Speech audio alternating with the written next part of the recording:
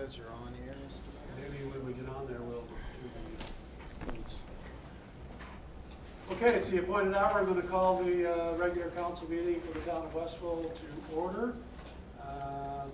Begin by acknowledging that we're in the Mi'kmaq, the ancestral unceded territory of the Mi'kmaq peoples, and we are continuing to work towards reconciliation and understanding. Also want to acknowledge the histories, legacies, and contributions of the African Nova Scotia people who have been here for over 400 years. It's not going.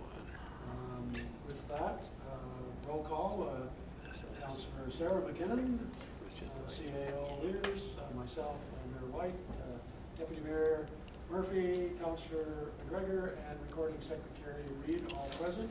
Next from Councillor Clary McKinnon. This evening was unable to be with us. Declaration of conflict of interest. Anyone have a declaration of conflict to declare to me? Your Worship, I'm going to abstain. There's one agenda item in relation to the U15 AA Provincial Hockey Tournament. Duly noted. Thank you. Before we get on to the body of our meeting, first of all, before I introduce our guest speaker, presenter, I just want to mention and acknowledge that one of our Westville Boxing Club members won a gold medal on weekend in Calgary at the Canadian Championships. That's right. Yeah. 50K division.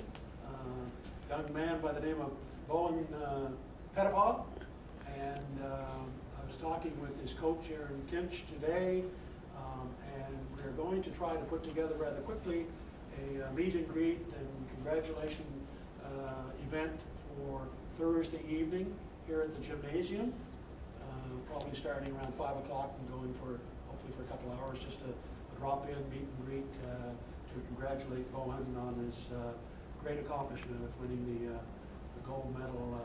Represented Team Nova Scotia, obviously boxing out of the Westville Boxing Club. So we're very proud of his achievement and recognize that he's bringing our town name across the country with his feats as well. So with that mentioned, I just want to introduce Wade Thibeault, who's the the Executive Officer of the Pictou County Partnership. And I'm not sure what Wade's going to present to us, but I'm sure it'll be informative and educational. Wade, it's all yours. Thank you, Worship. Thank you, everybody, for having me tonight. Just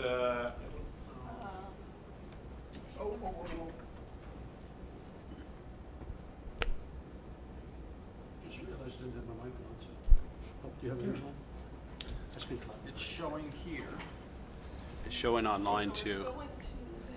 And it's online. So, We're online? yeah, but the presentation's presenting online as well. Just not up there. Oh, okay. Yeah. We had that happen before. Oh, there we go. Or it went black there for a second. Fade to black.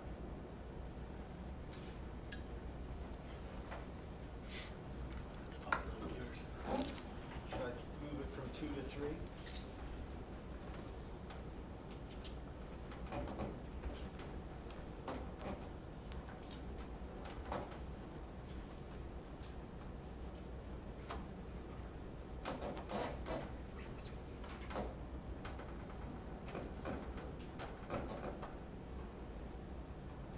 Nope. Now it's gone.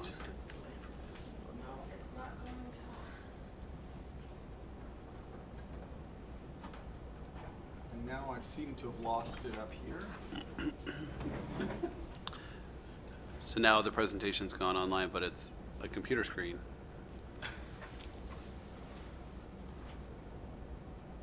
Please stand by. We're having technical difficulties beyond our It's control. back now. We'll be with you momentarily. It's back on my little screen here. Oh, it was off. Now it's back on. Now it's back on. There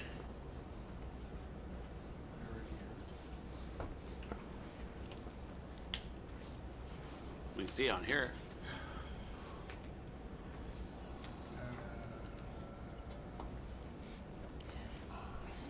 I can go print some. That's not HDMI, is it? Doesn't No. have any. Or we just turn it around a little bit. No. Or turn the laptop around. You want to just turn the laptop around? We'll look at it that way. Okay. Does this work? Or, actually, why don't I try? If you bring up the YouTube channel for the town of Westville, it's on there. It's on there. Yeah. Oh, there, okay. One paper copy. I have no Actually, sorry. if you guys aren't able to share, I can give this one to Lenny. And then the public can, Yeah. See it I can afterwards. share, you can share. You That's got up it? to I you. got it. Yeah, and I have it here. Yeah, we can share it with them after. Apologize to our audience that we can't project it on the screen there, but we'll have it available for you afterwards, or you can watch it afterwards as well. Yeah, you don't, you keep that. I'll keep We're this. good. You're good? We're good. Okay. We're all good. Yeah. Sounds good. All right, Wade, let's try it again. Try it again. Anyways, thank you everyone for allowing me the opportunity to come and present on the activity of the partnership. I think I know most of you, but I assumed the role of CEO in January of this year after Scott Ferguson left in December. I was doing the role on an interim basis and was happy to step in the role permanently a couple of months ago.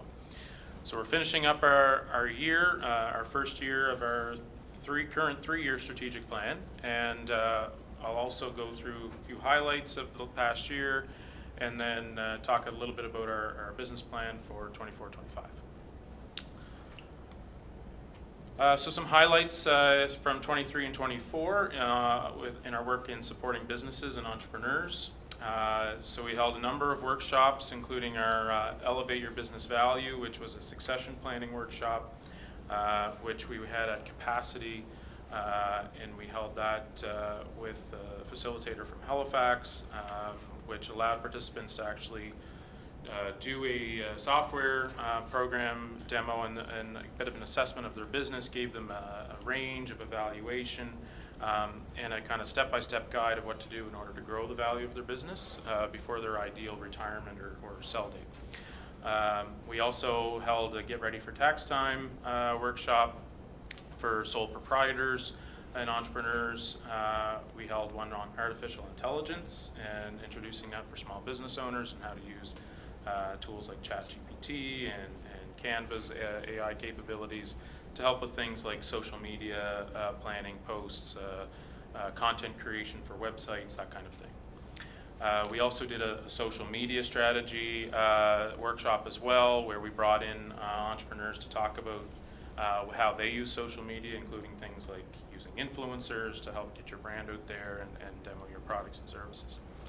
And then we also had a facilitator for a branding workshop this past year, which took participants through a kind of a deep dive of their business and their brand, and kind of asking them the question of whether their business actually portrayed the image and the message that they wanted to. We also launched 3 new programs this year. Our Side Hustle coaching program, we launched that in August this year with our Side Hustle Starter Kit webinar.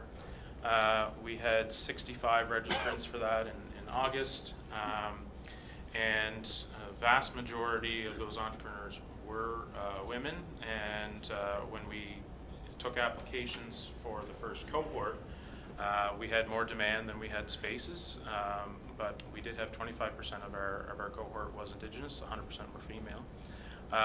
And we've now on our 3rd cohort, and right now we have 10 participants in this 3rd cohort. Since August, we've had about 100 people participate in the program, whether through the webinar, Side Hustle Introduction, the Starter Kit webinar, or through the one-on-one coaching program.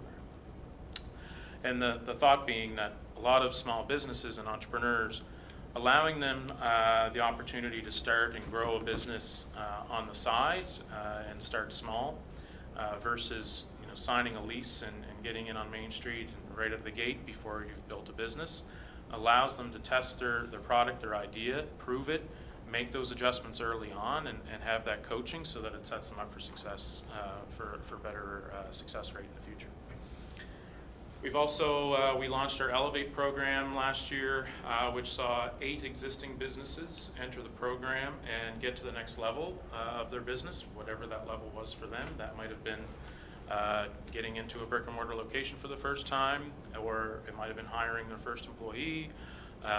For some, it was looking at going through the patent process and getting a patent for a product that they were developing. So we took 8 businesses through that. We have some great success stories, and we are now, actually tomorrow morning is the first session of the second cohort of that program, where now we have 6 businesses in that cohort this time, with 1 returning participant because they accomplished everything from the first time and they want to go again. We also launched our Newcomer Business Navigation Program, which is funded by the Nova Scotia Department of Labour, Skills and Immigration. So that program was a result of our experience from a couple of years ago, where a lot of our conversations with people who wanted to start business were actually newcomers to the county, and not just the county, but Canada. And as one can imagine, it's a lot to navigate as it is to start a business, let alone being new to the country and having no idea how to start. So we were funded through the province to deliver that program. We have a 3-year agreement with an option for a 4th. And this first year we have 17 newcomers who have started or are actively building their business. Networking events, we've held a few now in conjunction with the Chamber, Invest Nova Scotia, Ignite, CBDC Noble, Mentoring Plus, and so the thought behind those was that instead of each of those partner organizations, we all work very closely together. Instead of us each doing a networking events, that it was easier to do those jointly, and the turnout was great for those. We had one in the summer and one before the holidays. We also have an event coming up on Wednesday evening with FACE, which is the Federation of African Canadian Economics, and Tribe, which are 2 organizations that support Black entrepreneurs. Those organizations are primarily based out of Halifax, and so we've partnered with them and asked them to come to the county to help support Black entrepreneurs in the rural areas. And so we will have that at Ignite, and an option for an opportunity for networking, but really we want to get an understanding of where we may be lacking in areas of supporting Black entrepreneurs, and how we can better get the organizations that are there to serve them, serving in rural areas. And then great success this year in December was our Pop Can initiative on the Halifax waterfront with Build Nova Scotia. So we actually rented Build Nova Scotia's pop-up shop, Sea Container, that's converted into a retail store. We rented that for the week of December during their Evergreen Festival down on the waterfront. We were able to put the word out and a call out for any local makers and producers who wanted to participate. We had over 20 entrepreneurs represented in that Pop Can, where the partnership, all that was expected of the entrepreneurs were to drop off their products or their promotional materials if they didn't have a physical product to sell. And then we took everything to Halifax, set up the store. Our staff staffed the Pop Can for the week while it was open, collected all the revenue, brought back all the unsold inventory for them, and every dollar that we spent on the initiative, we brought back in revenue for those small makers and producers. And it was, not to mention the value of the amount of people who would stop in and say, "I love this," that everything is from Pictou County, and it was the amount of stories that I heard that, "Oh, my friend's from Pictou County," or "I'm from Pictou County," or so it was great exposure for the county on top of that exposure for the entrepreneurs and the makers. So that was a really neat initiative and a nice way to kind of end the year before the holidays. On our immigration and community integration work, we launched 2 tools this year. So our Immigration Ready Employer Handbook, which is kind of a step-by-step guide for employers, as well as a creating inclusive and welcoming workplaces to help with retention of newcomers who are hired by our employers in the county. We also did outreach and education events, including our employer forum, which was done in partnership with Nova Scotia Works Career Connections, ISANS, and the Chamber of Commerce. and our Coffee and Conversations event, which had guest speakers on welcoming workplaces. We also did our Diversity, Equity, and Inclusion workshop at Ignite in February of this year. I know some of this council participated in that event, and that was a great turnout from a lot of our municipal leaders and our community leaders as well. We also did a digital nomad webinar, which what we thought, we were working with our partner on the Side Hustle program, and they had told us that they were developing a program to promote to Canadians to go work abroad through the digital nomad visa. And I had asked them, can we flip that and try to bring people from abroad to here and introduce them to the county? So we worked with them to do that, and we delivered it in the first week of December. And we quickly realized that what we thought would be a way to just kind of have people who can work remotely and try to introduce them to come here maybe for a couple of weeks or a month in the summer, spend some money, introduce them to the county, build some tourism activity. Quickly, a lot of the registrants were saying, we're actually looking for somewhere new to live, leaving Vancouver, leaving Southern Ontario, and leaving, in some cases, we had representation from every single province across the country except for Newfoundland, and we also had 9 countries outside of Canada on that webinar. And it was not just digital remote workers. We had pharmacists, we had skilled tradespeople who were looking for opportunities and looking at Victor County as a place to come work and live. And so we kind of changed that a bit and really turned it into a labor mobility webinar where we introduced the concept of coming here and kind of working remotely or getting connected with employers, and then introduced the county. We had a panel, we had a small business owner who has a family here, we had people representing some of the tourism businesses to talk about visiting and living here and the supports that are available. We then followed that up with an Immigration 101 webinar for those who were outside of Canada to kind of introduce the process and what that would look like. One participant for sure from Toronto, who is a new post-secondary grad at an institution in Toronto, is finishing up classes in April and packing his car and moving to Victor County as a result of that. And we're in active conversations with a few others, including pharmacists and skilled tradespeople who are part of that. Our community connections work, which is primarily focused on connecting newcomers with volunteer opportunities in the community as a retention tool. Attracting people to the region is just part of it. We want to make sure that those who choose to come here stay here. And a really great way to do that is introducing them to volunteer opportunities. And it also helps a lot of nonprofits and community groups in our area who are struggling to get volunteers get some of that human capital that they need. So we've have 60 people that we've worked with in that program this year in matching with volunteer opportunities. We also did our winter skating newcomer social at the Wellness Center, and we also have created resources for newcomers on some typical things like housekeeping and whatnot, kind of cultural things that one would kind of expect if you're renting and that kind of thing. We also did, this was the second year that we did our Destination Canada Labour Mobility Forum, which we received funding from the province to partake in. So they actually have a Nova Scotia contingent, and we're lucky enough to be invited to attend 2 years in a row. This year we took multiple job, we basically took the approach of having a talent pool, so we welcomed applicants that we spoke to in Paris and Rabat, and we also had a virtual component to that as well. And we received 5,000 applications to multiple different occupations that we advertise as talent pools.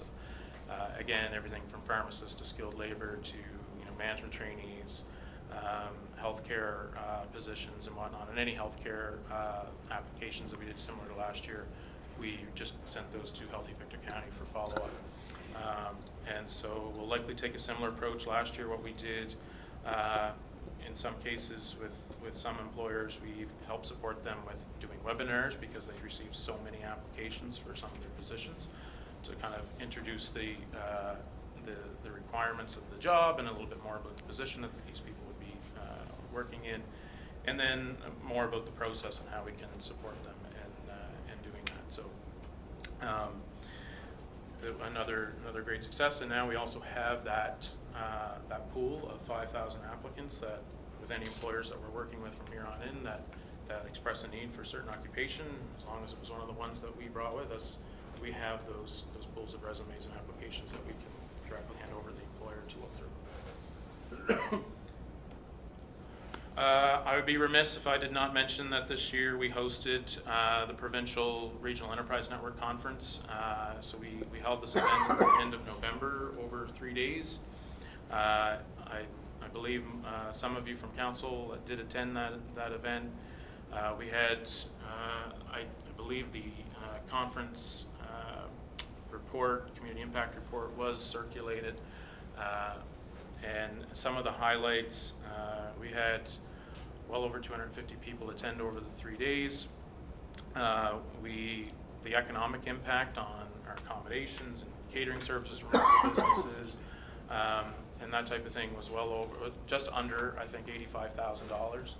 And it was great for us to be able to showcase the county, and we had a lot of people say, I didn't realize there was more to Pictou County than just getting off the highway and stopping at Tim Hortons, and so it was nice to show them around.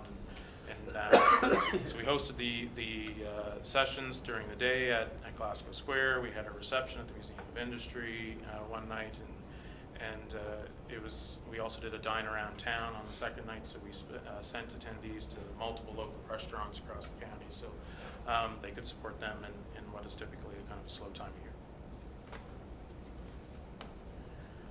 So before I get into some of the work that we plan to do for this year, this is a page out of our business plan for this year, and this is really a lot of the items that were discussed at the conference and some of the realities of economic development.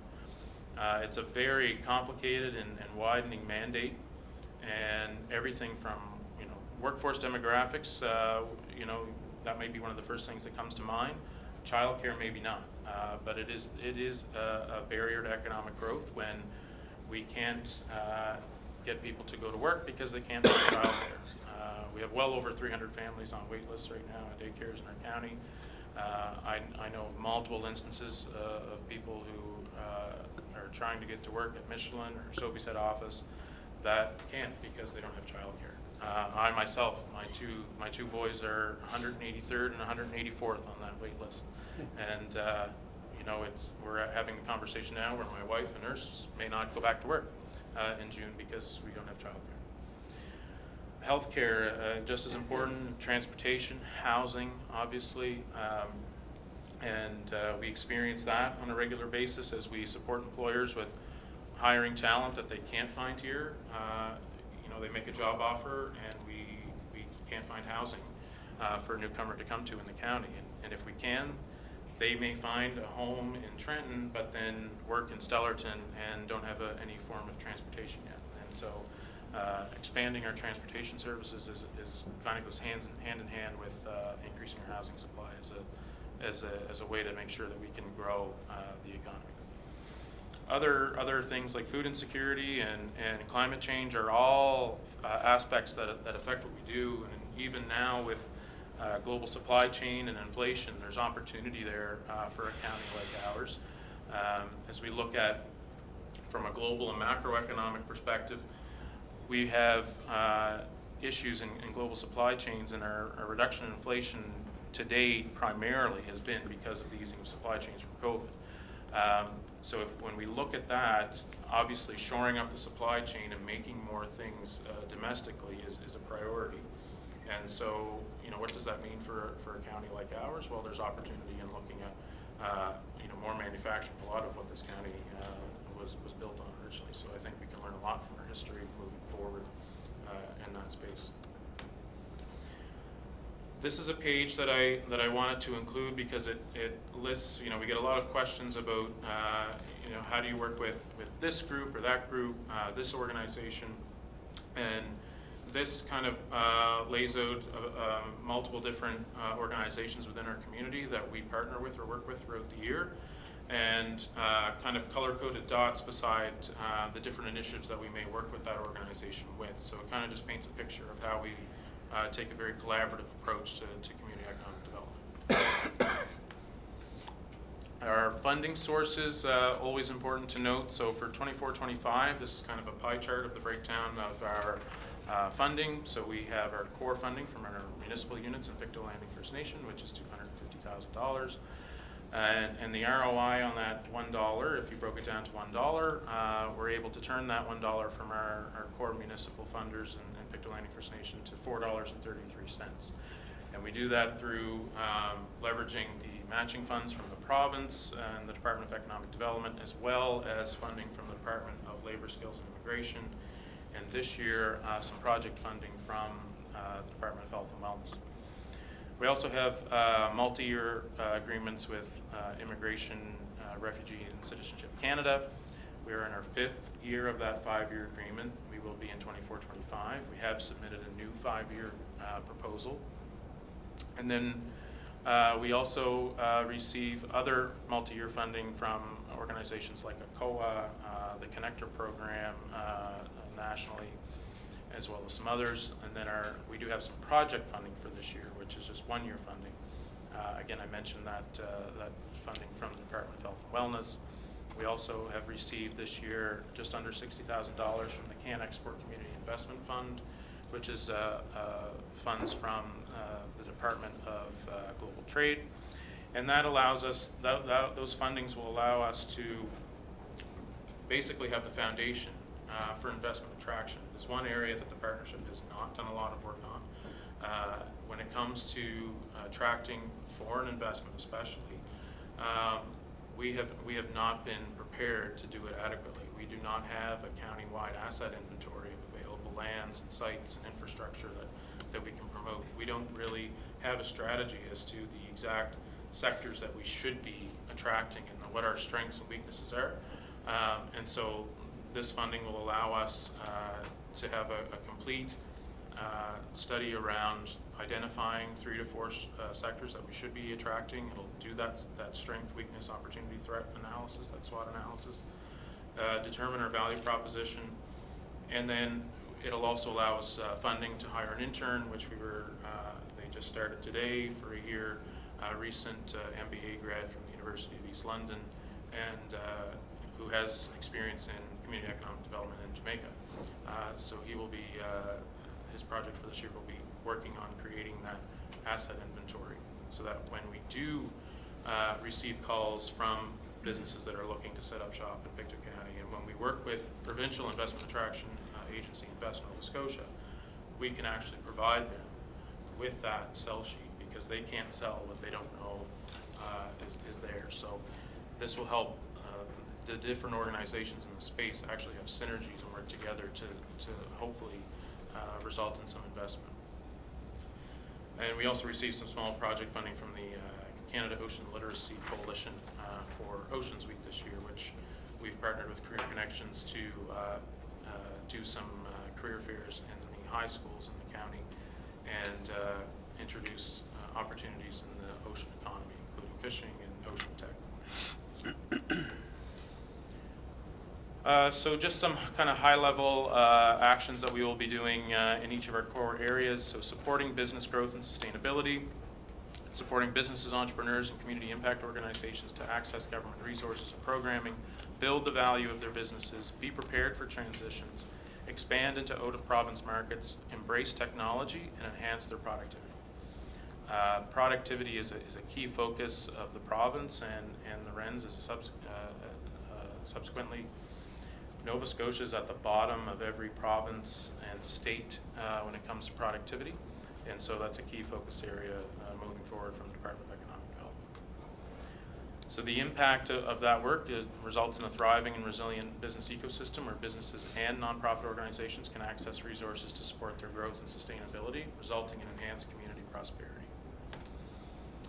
And this year specifically, we will connect with 200 businesses and entrepreneurs, collaborate with businesses on startup growth or succession plans through our different programming, host networking events, and work with community impact organizations on pathways for sustainable revenue generation, primarily establishing social enterprises. On the investment attraction work, as I just mentioned, we intend to increase the level of foreign direct investment in strategic sectors, enhance our collaboration with Invest Nova Scotia, improve business support infrastructure, and effectively respond to inquiries for business attraction and expansion. So we will conduct that SWOT analysis, identify the value proposition, identify strategic industry sectors, create tools including the asset inventory, and enhance relationships and explore opportunities with industry sector leaders, including the green hydrogen projects that are happening down the strait and the opportunities that will arise from those in the blue economy, the ocean economy, and the bioeconomy. Supporting workforce and population growth, so supporting businesses with navigating Nova Scotia immigration programs as a workforce development tool, developing onboarding programs to support more inclusive and welcoming workplaces, experiencing the benefits of a more diverse workforce, and identifying and responding to labor shortages. And then we will support newcomers with understanding their rights and responsibilities in the workplace and experiencing an inclusive and welcoming community to increase community retention rates. And new businesses are attracted to the region because of access to diverse talent. It is hard to attract businesses when you can't commit that you can actually supply them with the workforce that they're going to need. So we will support employers in navigating the process to hire international talents, and those acronyms are all different immigration streams that we are funded through federally and provincially to support employers through. Support employers to be immigration ready, so from attraction and retention. Host 2 DEI workshops for stakeholders and partners, and match 30 newcomers with volunteer opportunities and organizations through the Community Connections program. We will partner and communicate our economic success. So one of the key things that we are striving for generally as an organization is to make sure that we're cultivating a growth mindset in our community and breaking down barriers and fostering innovative solutions to achieve enhanced economic prosperity. So that includes developing a more inclusive and representational economic development initiatives. In brackets there you'll see GBA Plus, which is a gender-based analysis plus, which is an initiative of the federal government, which looks at things much more broader, everything from income and race to sexuality, and making sure that any potential barriers that may be there for programming are reduced or removed. Spotlight the successes, resilience, and innovative spirit that define our county. Activate collaborative initiatives across the regional enterprise networks. And so this is a big passion of mine, is that we have 6 other regional enterprise networks across the province, and we can be doing a lot more together on different initiatives. An example would be, the Valley Rent has been working on some initiatives in technology and agriculture. It makes total sense for the Valley to focus on that. They are the agriculture hub. But when they perfect that, yes, it'd be great to share that with the other Rents so that we can promote whatever it is that they're doing. And subsequently, any way that we can help support other Rents in starting immigration as a tool for workforce development, we've been a leader in that since the beginning, and we're happy to do that. Enhance public awareness of the partnership and its role in the community. I've taken a pretty hands-on approach to making sure that as many people that I talk to know what we do, and we'll be ramping that initiative, that work this year.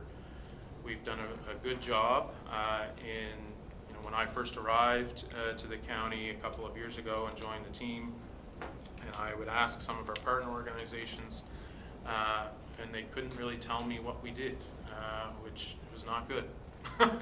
And so that's why I'm here tonight, and I'll continue to be back, and we will be ramping up our communications because we do a lot of good work, and we need to be telling people what we're doing.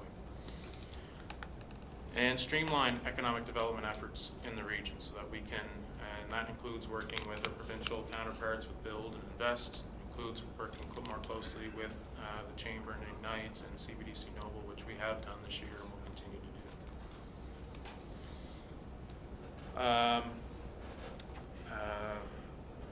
One of the areas I will talk about here that I haven't mentioned already is that we will be enhancing our website so that it's more user-friendly, and we will be releasing an annual Pictou County Promoter Score, which we did once this year during Small Business Week when we gathered data from businesses and of those that we spoke to, 92% recommended the county as a place to do business.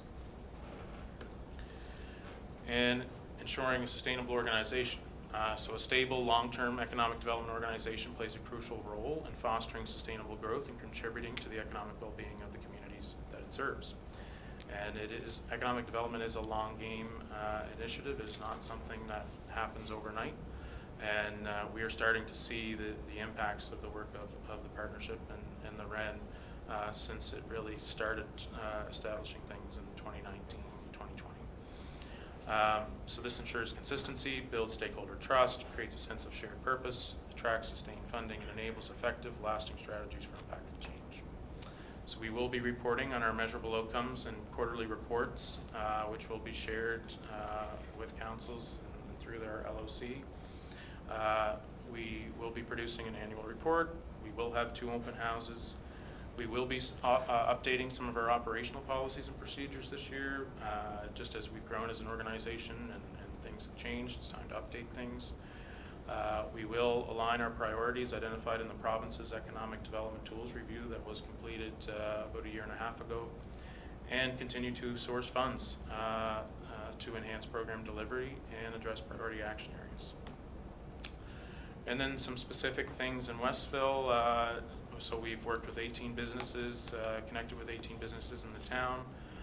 We have connected the town with the Nova Scotia Cooperative Council on some connections around housing, and working with the town on a pop-up shop concept for Main Street. So just some specific examples of our work here in town.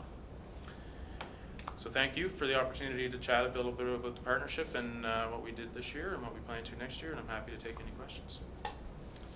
Thank you very much, Wade. Very comprehensive report outlining what the partnership is all about, and you commented on it, and Deputy Mayor Murphy and myself have probably been around the longest with the inception of the partnership. In fact, we probably feel like, I'm speaking for Bernie now, but feel like proud papas to a degree, because we were involved in the what we called the Economic Working Group before we had a REN, before we had a Pictou County partnership with the other units in Pictou County, trying to figure out how do we get this thing started and what's it going to look like and what's it going to do. And I can tell you just personally, listening to the activity that's going on with the partnership as of today, it made all those hours. I'm sure Deputy Mayor, you'll agree with me, and all those meetings over months on end, that it made it all worth the time. No question about it. Your Worship, just mention, I was thinking here while Wade was doing his presentation. Thank you very much, Wade. It's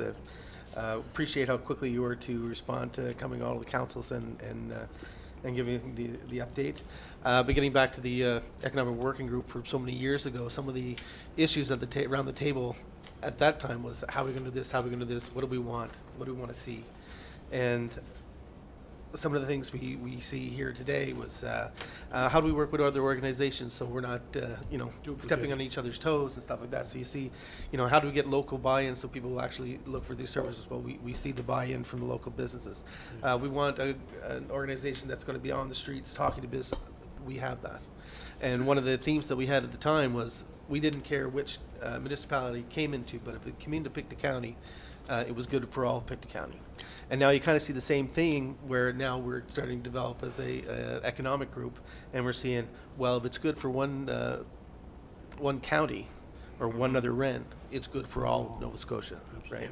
So appreciate all your hard work, and it's amazing what such a small group of people can accomplish.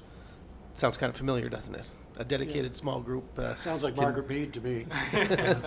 Yeah, and It's the only thing that's ever works. Well, no, Paraphrase, Margaret. I would, just to step in there on the tail end of Bernie's comments around collaboration. I mean, we are very fortunate as a regional enterprise network that all of the municipalities and our Indigenous community are stakeholders in our organization in Pictou County. It does not go unnoticed by the province at all, as well, that everyone is at the table. And I every time, and it happens at basically every LOC meeting we have, that everyone around the table says the same thing, that what's good for Pictou County is good for Pictou County. So that mindset is huge, and we'll be one other comment that was made at a recent LOC meeting by the deputy mayor, from that story from the economic working group about wanting to put Pictou County on the map. And you know, I've been echoing that with the team since that comment was made at LOC. You know, when we're doing something, think about how can we put Pictou County on the map. And I think back over the last year, we had one of our partners, the Makers Collective, based out of Kitchener, Ontario, was presenting to Invest Ottawa, and they were talking about the work that we were doing in Pictou County in our side hustle program to help develop more entrepreneurs. Just last week, Becky Cowan, our Director of Immigration Community Integration, was invited by the Federal Immigration Department to do a panel at Metropolis Conference in Montreal on our immigration work. I did a similar conference virtually a few months ago on our immigration work. And so, you know, is Pictou County being put on the map? I'd like to think that it is. So it's thank you. It would not happen without the commitment from our municipal stakeholders. So I do want to say how much do we appreciate that commitment and the commitment to work together as a community. And we learned that side hustle's not a dance, apparently. It's not a dance, no. So we are, yeah, we're thankful for that. And we will be, and you mentioned the pop-up concept, so just so people are aware, that is a plan that we have that we're going to unfold in the summer with pop-up business opportunities here in town. We have a location. We just need to secure the actual buildings and so on, but we're going to be working on that, and so that's something to look forward to. Anything else anyone has of Wade? Questions, comments? Excellent, thank you. Yeah. You know, the only other comment I'd make finally is there was a time when around this table, and not unlike other councils in the county, where there was questions about, you know, what is the partnership doing? Like, how come we're not hearing from them? Like, we need more information. We need to know what they're doing. And I think you've answered very well all of that, and then some tonight with your presentation, Wade. And you know, it's fantastic to see what's happening. And as you say, economic development is a slow process. It takes time. You have to lay a good foundation, and you've certainly done that. And I think people are going to be, if you haven't already seen some of the rewards, you're going to see more in the next few years to come. So appreciate it. Thank you very much for coming. The door is always open for the partnership to come and present, as you know. So love seeing you. I'll be back. All right. Thanks, Wade. Thank you.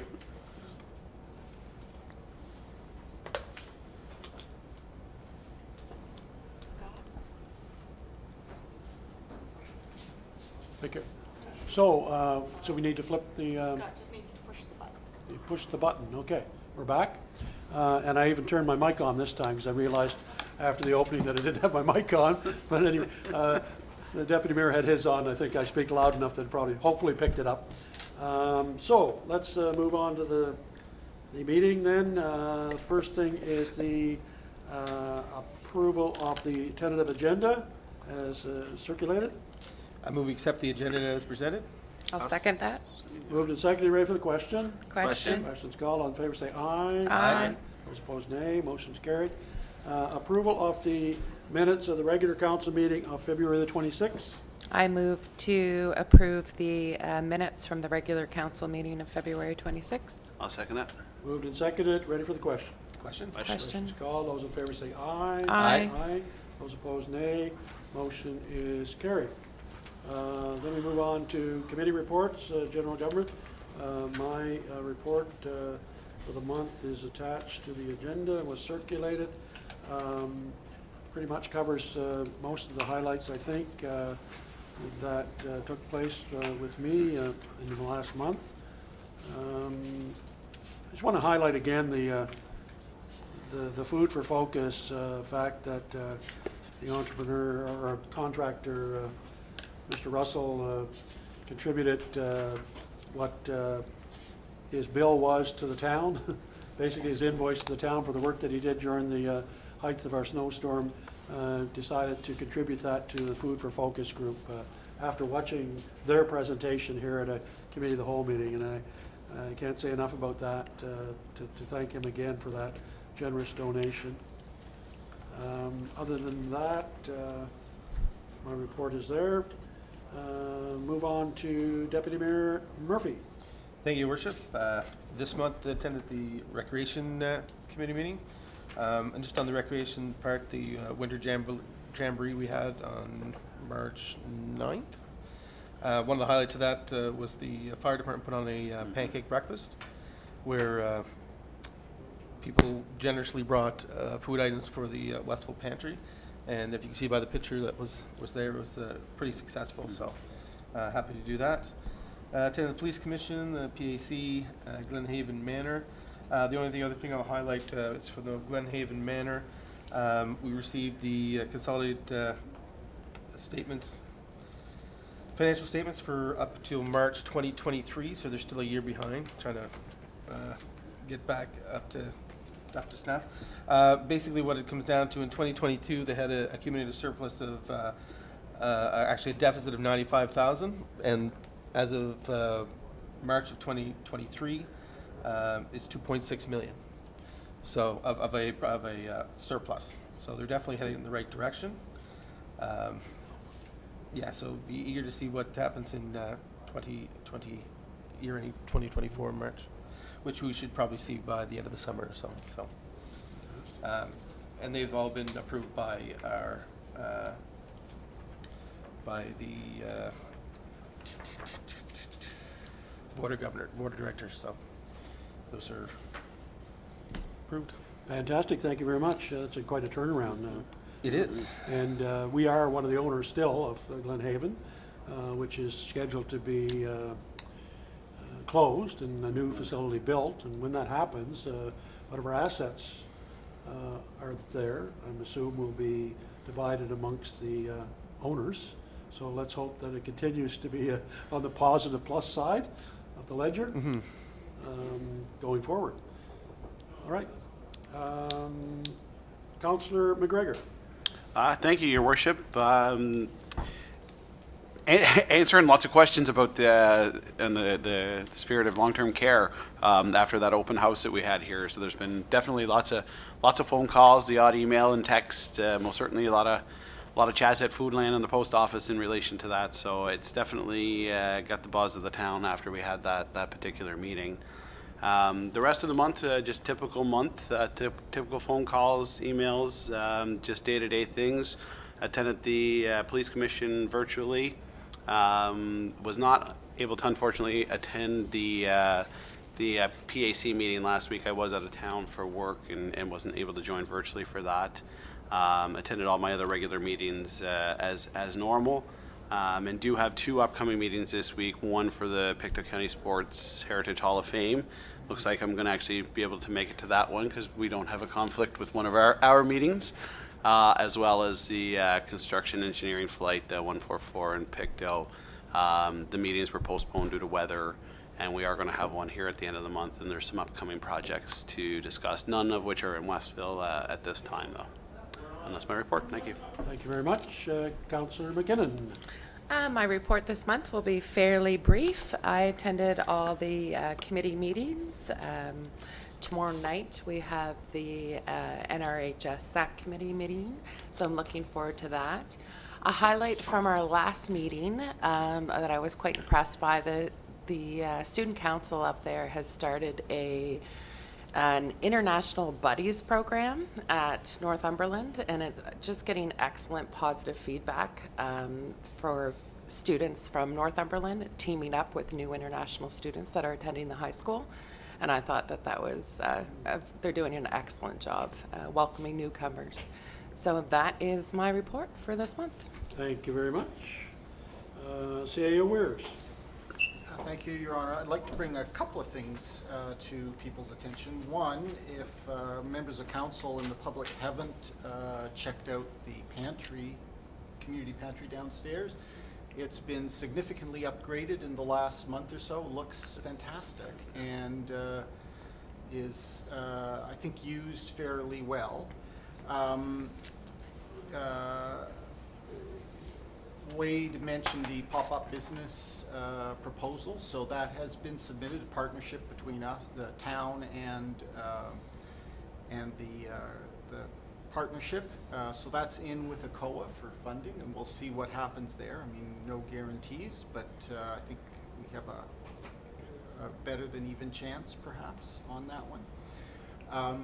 Just remind council that the shift in how we get our financial services, our accounting services and that sort of thing has happened. So the shift is in place, and it has been pretty smooth, and looking forward to that. I think it'll be a good shift. Brenda was enormously competent, and I was worried that it would be a bumpy transition, but it has been a very nice, smooth transition, and that's good. And she left a very clean slate of things, so it was really largely due to her work that the transition was so smooth. Any of you who've been up near Highland School will have noticed that there's digging going on there, and the digging is related to the removal of oil tanks that have been in the ground for 40 or more years. I understand it went very well today. The tanks will actually be removed tomorrow. So consultants will be crawling around the place and those sorts of things. So fingers crossed, all goes well. I think I mentioned to all of you that some of the pumping challenges that the town has had have been addressed. So we had some real challenges in some areas with pumps that were old and not doing their job very well. New pump and some investigative work by Public Works has solved the issue, and so we're back on track and things are moving nicely and smoothly. Roads and sidewalks, Cowan Street. As you know, the winter beat the contractor before they could get the last thing on. I've heard today that we will be the first project that Weeks does this year. Likely the second or third week of May. It really depends on how fast all the frost gets out of all the roads and that sort of thing. But we should be the first, and we should see it happen in May, where they finish that all off, and we'll be off to the races then. As part of the whole budgeting process, we've identified what, from a staff perspective, are the high priority roads. So we've done the post-winter review of roads and sidewalks in town and are building our list of, the roads that, the combination of number of vehicles and state of road. It's a bit of it's part science, part art, but we've got those lists for you. As we get just a little further down the road of the budget process. Same with sidewalks, and this year we will actually be bringing forward a kind of multi-year list. So in 2024-26, we're going to do. We propose to do these in 25, 20, or did I say that right? Yeah. 24, 25, 25, 26, Yeah. 26, 27. So we're proposed to do for both roads and sidewalks a 3-year rolling out kind of approach to what roads are going to get done, when, and why. And as always in those things, the plan is the plan until it's not the plan, and would have to be revisited every spring, usually,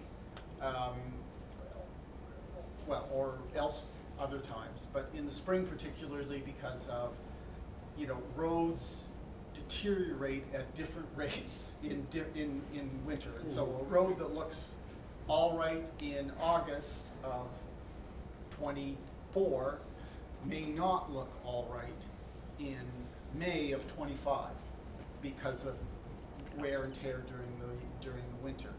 The other thing that could change things, and may this come to pass, is if there was somebody who said, oh, I want to build 355 housing units on Road X, that may, I don't think we're supposed to divulge that out yet. if only it were true. But, you know, we may need to adjust what the repair or the upgrade approach is, depending on that. Be a good problem to have. It would be a very lovely problem to have. So that's something to look forward to. Electronic voting. So later today, you will see the alternate voting bylaw, and associated with that is, are you willing, interested in moving to electronic voting? So doesn't mean, so that would be doing away with paper votes, paper ballots, but there would be polling stations still, and people could vote from their phone, from their computer at home, by telephone, or they could come in and have some assistance at a polling station, presumably in the gym here, to vote.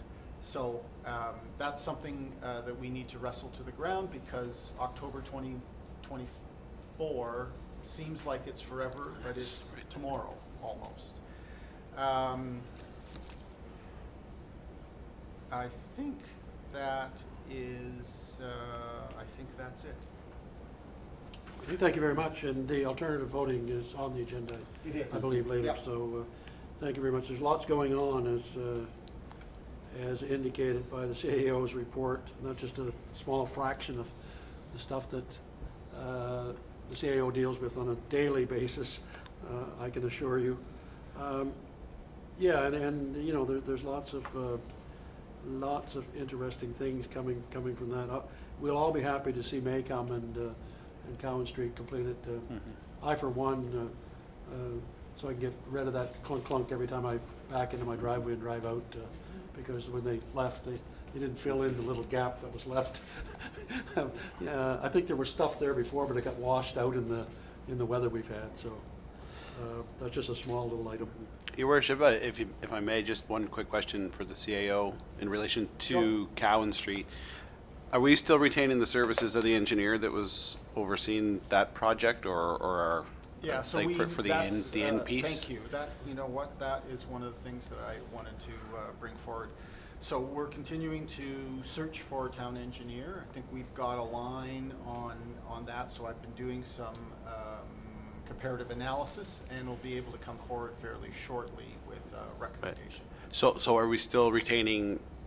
That So is- Mr. Browning, for that particular project, I think there was Until it's until complete, it's done. Yeah, I think that was his the deal. commitment. And that's that, yeah, and I think that was, you know, hoping that we didn't get to the situation we're in now with the weather and what have you. So my question is somebody, i.e. the engineer, gonna take a look at kind of the finished state and what kind of damage, or, you know, when you only have a scratch coat down, you know, you look at the shoulder and it's eroding in certain spots, where if it had that other 2 1/4 inch, like there's definitely some quality concerns with the project. So I'm just, I guess, looking for the reassurance that somebody's going to take a look at that Yeah, before we. It's, yeah. Public Works and I had that Yeah, conversation, awesome. in fact, today. Yeah, perfect. Thank you, Scott.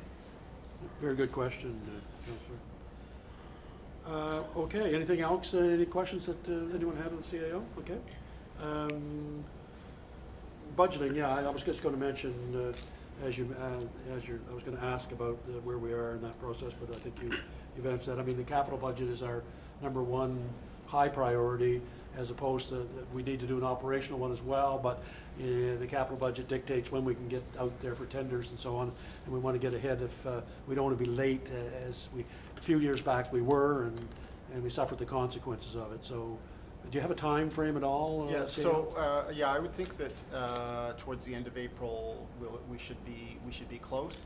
The other thing is, a number of the municipalities in Pictou County are banding together to do a joint patching and patching tender. So, you know, we need, for example, we think we probably need 525-ish tons, but there are a number of other communities that we would go together with and order triple or quadruple that, and therefore hopefully drive a much better price. It sounds like asphalt prices, so our Public Works have been in touch with some of the providers over the last few weeks. Asphalt prices are going one direction, not positive for the town, but it is what it is. And we're hoping that by doing a kind of a bulk purchase, we'll be able to, you know, compensate and drive better value for all of the residents of well, most of Pictou County anyway. Very good. Thank you. Moving on then to Protective Services. Chief of Police report, Fire Department, and Animal Control under Protective Services. Those reports were circulated. I move we accept the Chief of Police report, Fire Department Board, and Animal Control reports as presented. I'll second that. Moved and seconded. Ready for the question? Question. Questions called. All in favor say aye. Aye. Those opposed, nay. Motion is carried. Recreation, Culture, and Leisure Services. I move to approve the Recreation, Culture, and Leisure Services report attached. I'll second that. Moved and seconded. Ready for the question? Question. Questions called. All in favor say aye. Aye. Those opposed, nay. Motion is carried. The Water report, which was circulated, I believe. So let's, Transportation, Environmental Health Services, we do it under the one umbrella for the Water report, Public Works report, and the Solid Waste report combined. Your Worship, I'd move that we accept the Water report, Public Works report, and Solid Waste report as circulated. Second? May I Moved add and just a seconded? comment before? Yes, yes.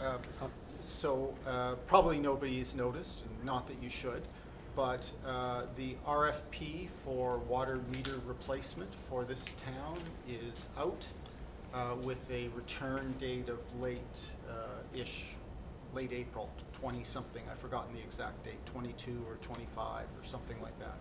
So just so you know that would see water meters in this town replaced. You know, pretty much everybody's. I mean, there's, you know, out of whatever the right number is, 1,500 or 1,600 services. There's just a few hundred that have water meters in them that are less than 25 years old. So it'll mean replacements of pretty much everybody's water meters. I know, Mr. Mayor, you have a new one because your other one failed. And that's how they've been replaced in Westville in the past, is that they've been replaced only when they fail. The challenge with that is that when they're old, they're inaccurate one way or the other. And you know, by replacing them all, we'll be able to get a much better read on just exactly how much water we all use, and the water utility will be able to more accurately bill. And the other thing is we will significantly, regardless of, there's a number of options available to us, but regardless of which of those options we choose in terms of the technology for meter reading, we will be reducing by probably 75% or more the labor costs associated with reading meters. So right now we're using kind of 1970s technology, and we're spending a lot of time, valuable public works staff time reading meters, important thing to do, but it can all be done virtually remotely now, and we'll speed up the reading, increase the accuracy of water bills, reduce the labor costs that we're incurring, and enable staff to respond in a much more detailed way to questions and queries about water bills. So right now, we are, we don't have enough data. We'll be able to have anywhere between kind of daily, weekly data and literally minute-by-minute data, depending on which technology we end up going with through this RFP. And one of the benefits to residents will be that they may not even be aware that they have a leak or water running that's they don't intend it running, and their meter's running up. It'll indicate that, and they'll be able to be notified. I mean, there's a lot of other aspects to this new meter program that will be beneficial to everyone. Just before we take the vote on that motion, I just wanted to mention to council as well, with regard to solid waste, CAO and I attended the shared services meeting this morning.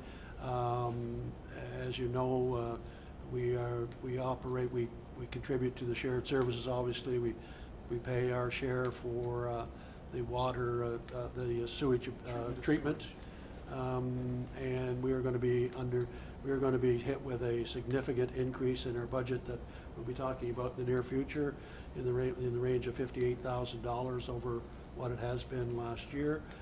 That was referenced in the last meeting, as you recall. If you looked at our minutes, you'll see reference to the fact that we sort of anticipated this was coming. We also had the reference in there that New Glasgow was kind of concerned about that that the rest of us weren't paying our fair share, and they were going to take it to arbitration. I think after this morning, I think that is gone. I think it has been resolved, and the new budget was set by shared services, which indicated an increase for us of, like I said, $58,000, which is no small change for a town of our size. But to me, it indicates to us one of the things that we need to move on sooner rather than later, and that's to address the fact that we know we get a lot of storm water infiltration into our system, and we don't want to be paying for the treatment of storm water because it's metered. The outflow is metered, and it doesn't differentiate between storm water that's going through the meter and the actual sewage that we're sending out to be treated. So that's something that hopefully we can start to work on in the next year or so to address that issue, because we desperately need to solve that matter of that infiltration in my mind. So, Your Worship, just to confirm that this increase is the result of an accurate measurement of what we're actually discharging to be processed. It's not 100% that. I can't say that. It's based on, as the CAO has pointed out again to shared services meeting this morning, that we, according to them, and it's true, we need to install 2 more meters. There's a couple portions of town that is not metered, but as the CAO has pointed out several times, we believe that we're metering probably 95% of our outflow. At least 95. At least 95%. The rest of it was based on a formula based on population or town population, a percentage based on the county overall. So it was based on what they know that is being metered, the flow, plus a combination of that and population to come up with the other.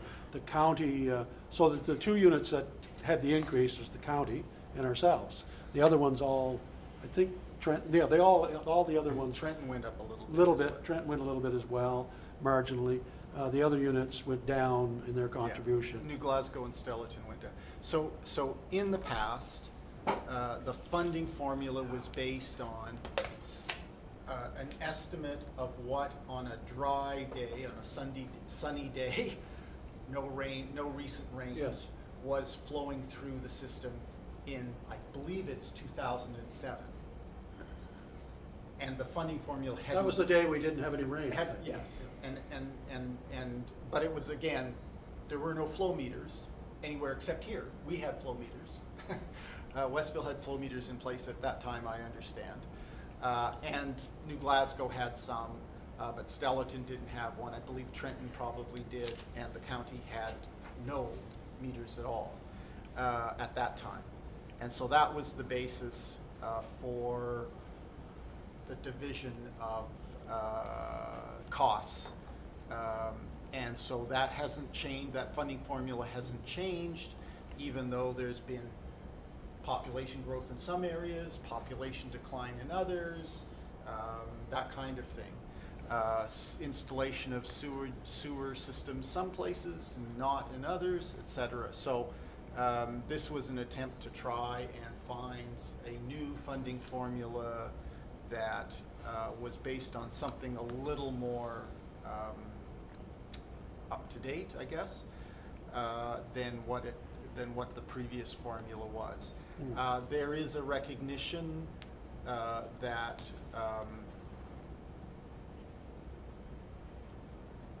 there will likely have to be tweaks to the system, the funding formula going forward as more data comes in. So an example of this is at Bear Brook, there is a meter, flow meter, that measures all of Westville's output. It also measures an unknown, currently unknown amount of county output. And so we know that the Westville number is too high because there's some level of county sewage mixed in with ours and pumped through the flow meter.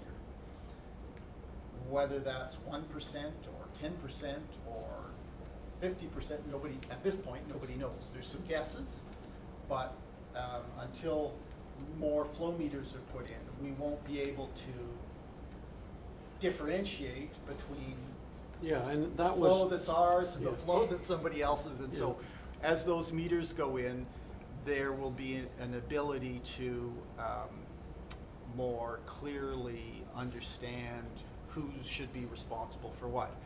The other thing that I personally find frustrating, I guess, and I've expressed this to my fellow CAOs and more recently, and maybe a little more vigorously to the director of the Shared Services Organization, CEO of the Shared Services Organization, is that the whole point of sewage treatment is environmental protection.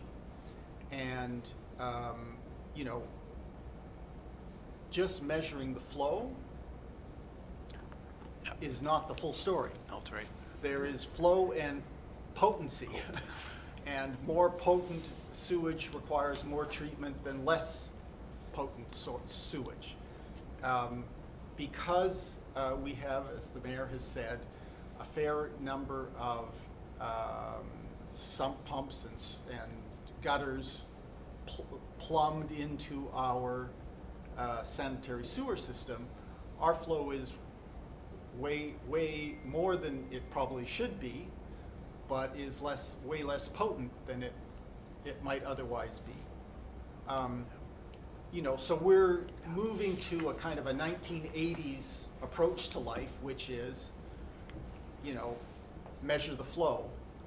We really should be moving to a measure the flow, build the funding formula on the basis of flow and potency, so that those who are sending in just residential pay less because it's less potent than those who are sending in commercial and industrial and all of that because it's more difficult to process.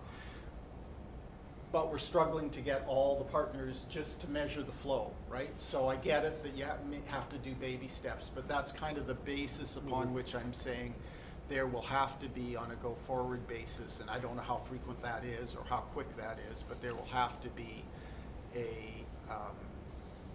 recalibration from time to time of the funding formula. and that was mentioned this morning, that the anticipation is that when all the flow meters are in, and particularly the county where they install theirs, that it won't be this year, but maybe next year, there will be possibly an adjustment in the funding required from each unit because they'll have a more accurate accounting of it.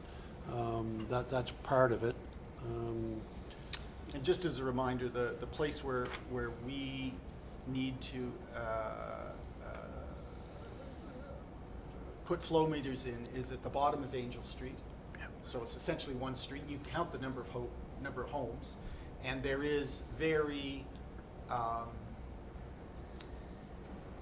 accepted, shall I say, kind of industry rules of thumb for Count the number. counting the number of houses and applying a multiplier and getting, you know, within a few percentage points, an accurate estimate of what is actually being pumped out the door. But, so we need to do one at the bottom of Angel Street to capture that area, and the other is Cowan Place. Cowan Place, thank you.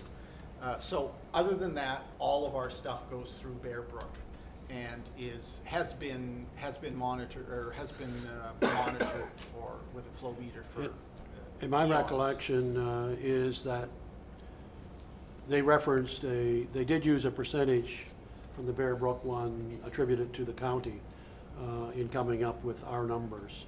And It was a couple of percentage points. yeah, it wasn't high. It might have been 5%, Something like probably, is what they used. So, like, that. But it's a guess. yeah, like it's an estimate. It's just an educated guess at the best. So it's a difficult situation. I tried to argue this morning unsuccessfully that if we're basing it on population, then our number probably should go down because we've had a decrease in population since, over the last couple censuses. But that fell on deaf ears. That didn't really hold much water. And I think it's safe to say that CAO and myself went into the meeting realizing that we didn't have much of an argument to stand on. We really didn't. Hopefully when all the meters are in place, when the county puts theirs in, when we have our other two in, then in another couple of years probably it'll take, at least, we'll have a very accurate count, I would hope. So, Your Worship, I guess my question is two parts, if I may. Who decides on the funding formula agreement, and I guess that's two parts. Who decides on the formula, and how frequently is that revisit? The Shared Services Board, for lack of a better word, makes the decision based on staff recommendation. Yeah. And information and input, and that's what happened this morning. They came with a recommendation, the staff did, based on their observations and input, and then the board and we all, and so I represent West. Each unit has a one representative on the shared services. So if we didn't, let's say we didn't agree with what they decided for the methodology, whether it be flow or testing or a combination of, is there any leave to the UARB to assist with, any review of this to determine, whether we're forced to go this road or if there's better alternatives, or I guess, do they have standing there? And I guess I'm more asking that There of. is an agreement. There is. And arbitration, so the letter that you saw at the last meeting From from Glasgow. Glasgow Right. is the path forward. Right. Where basically you have to say, we disagree, and we're unable to come to we disagree, unable to come to an agreement, looking for arbitration, because without a budget, Right. it stops, Yeah. right? And so work, and that's kind of the situation we're in now, right? Is that there hasn't been agreement about for these 14 years. Right, so Right, this was right. supposed to have been done, all the meters were supposed to have been in place by 2015. That's And- right. And it first was announced or agreed to in, I think, 2008 or something. It's been a long time coming, no question about it. And, New Glasgow, makes the case that they've been overpaying all these years, and it's catch up. So one way we can rationalize in our own minds is that if that's true, and that we've been underpaying for, a significant number of years, but we're being hit with it all at once. Right. As opposed to catch up. So, one way we can look at it to justify it, make ourselves feel better perhaps, you know, and I'm stretching here, Yeah. is that we were saving money for a long period of time because we weren't paying perhaps what we should have been paying based on our flow through the system, notwithstanding you know, If we subscribe to the flow-only methodology, right? right. Yeah. Yeah. Well, and that's the point, and that's my frustration Yeah. is, you know, it is 2023, and we're getting Four, people, or actually. 2024, I keep saying that, 2024, and we're, you know, we're not trying to deal with, in a comprehensive way, we're picking low-hanging fruit, measure what goes through, Yeah. and call it good for a while, because we don't have the, you know, we don't have the capacity to measure the potency, right? And it would require meters, different kind of Another meters, meter. Different kinds, yeah. to be installed Potency that meter. we don't even have flow yet. So, Right. you know, and I think, you know, I think anybody who's thinking is going to understand that it is flow and potency to get to an accurate Yeah. an accurate funding formula. We just aren't there yet. Yeah. And as you have It's said gonna many take a times, while. and as you have said before, the thinking back when people were actually being encouraged to put their sump pump drain and their downspout drains and so on into the system was that would help. It would Yes. help because it was, Help with it was, flow. you know, Yeah, Yeah. that was best practice Yeah. in the 70s, 60s and So 70s that's- when the yeah, system was installed, exactly. right? So we're a victim of that thinking, you know, Mm-hmm. still in 2024, but we'll have to slowly make that change hopefully as we move forward, right? That should be noted as well, just in case council's not aware, and people are not aware, Pictou has their own treatment system. That's right, So Pictou is not involved in the shared services with regard to sewage treatment. They have their own facility. So it's the county and the other three towns, including and plus us, that are included in that. The 2 meters that we're speaking of, is it us that requires to put those in, or is it it is us, It it's is not the us, county? yeah. Okay, And, yeah. and I think, yeah. you know, there's two approaches. One is to put in as we have in Bear Brook, there's some real infrastructure related to that. So it's not a quick and easy act to do. There are more, so if this was 10 years ago or something, we'd be looking at probably $100,000 a meter. I think they're a lot less expensive. There are now temporary meters or not temporary meters, but portable meters that can be installed just through a manhole. And I think that might be the route we're exploring. Public Works is exploring that route. Those they tend to be battery powered. One of the big problems with permanent meters, for lack of a better word, is that they require electricity. That's right. And so, you know, it's running wires down, running wires under roads, putting them in, you know, so the electric contractor bill alone is significant to put in a meter like that, let alone the meter, you know, et cetera, and the infrastructure. So we'll be addressing that during our budget process. Yeah, that's our sure. plan is to take a look at that and over the next year or two, get there. And it looks like it'll be to our advantage to have, you know, those other two, albeit, as you said, you know, they account probably for 5% of our flow, but it'll be at least a benefit that we're totally metered. Well, and one would reasonably expect, given the age of the infrastructure there, it's on the newer side of the 70s, less likely to have as much infiltration, one would hope, up there at the end of Angel Street and Yeah. with the new park there, so. And any new developments that we have, we'll be Yeah. certainly taking Yeah, note of we'll that. be having that conversation with the developers, Right. should there be some. He said with fingers crossed.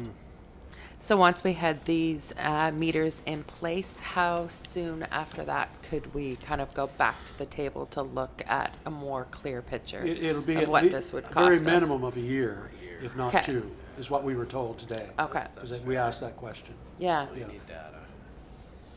yeah.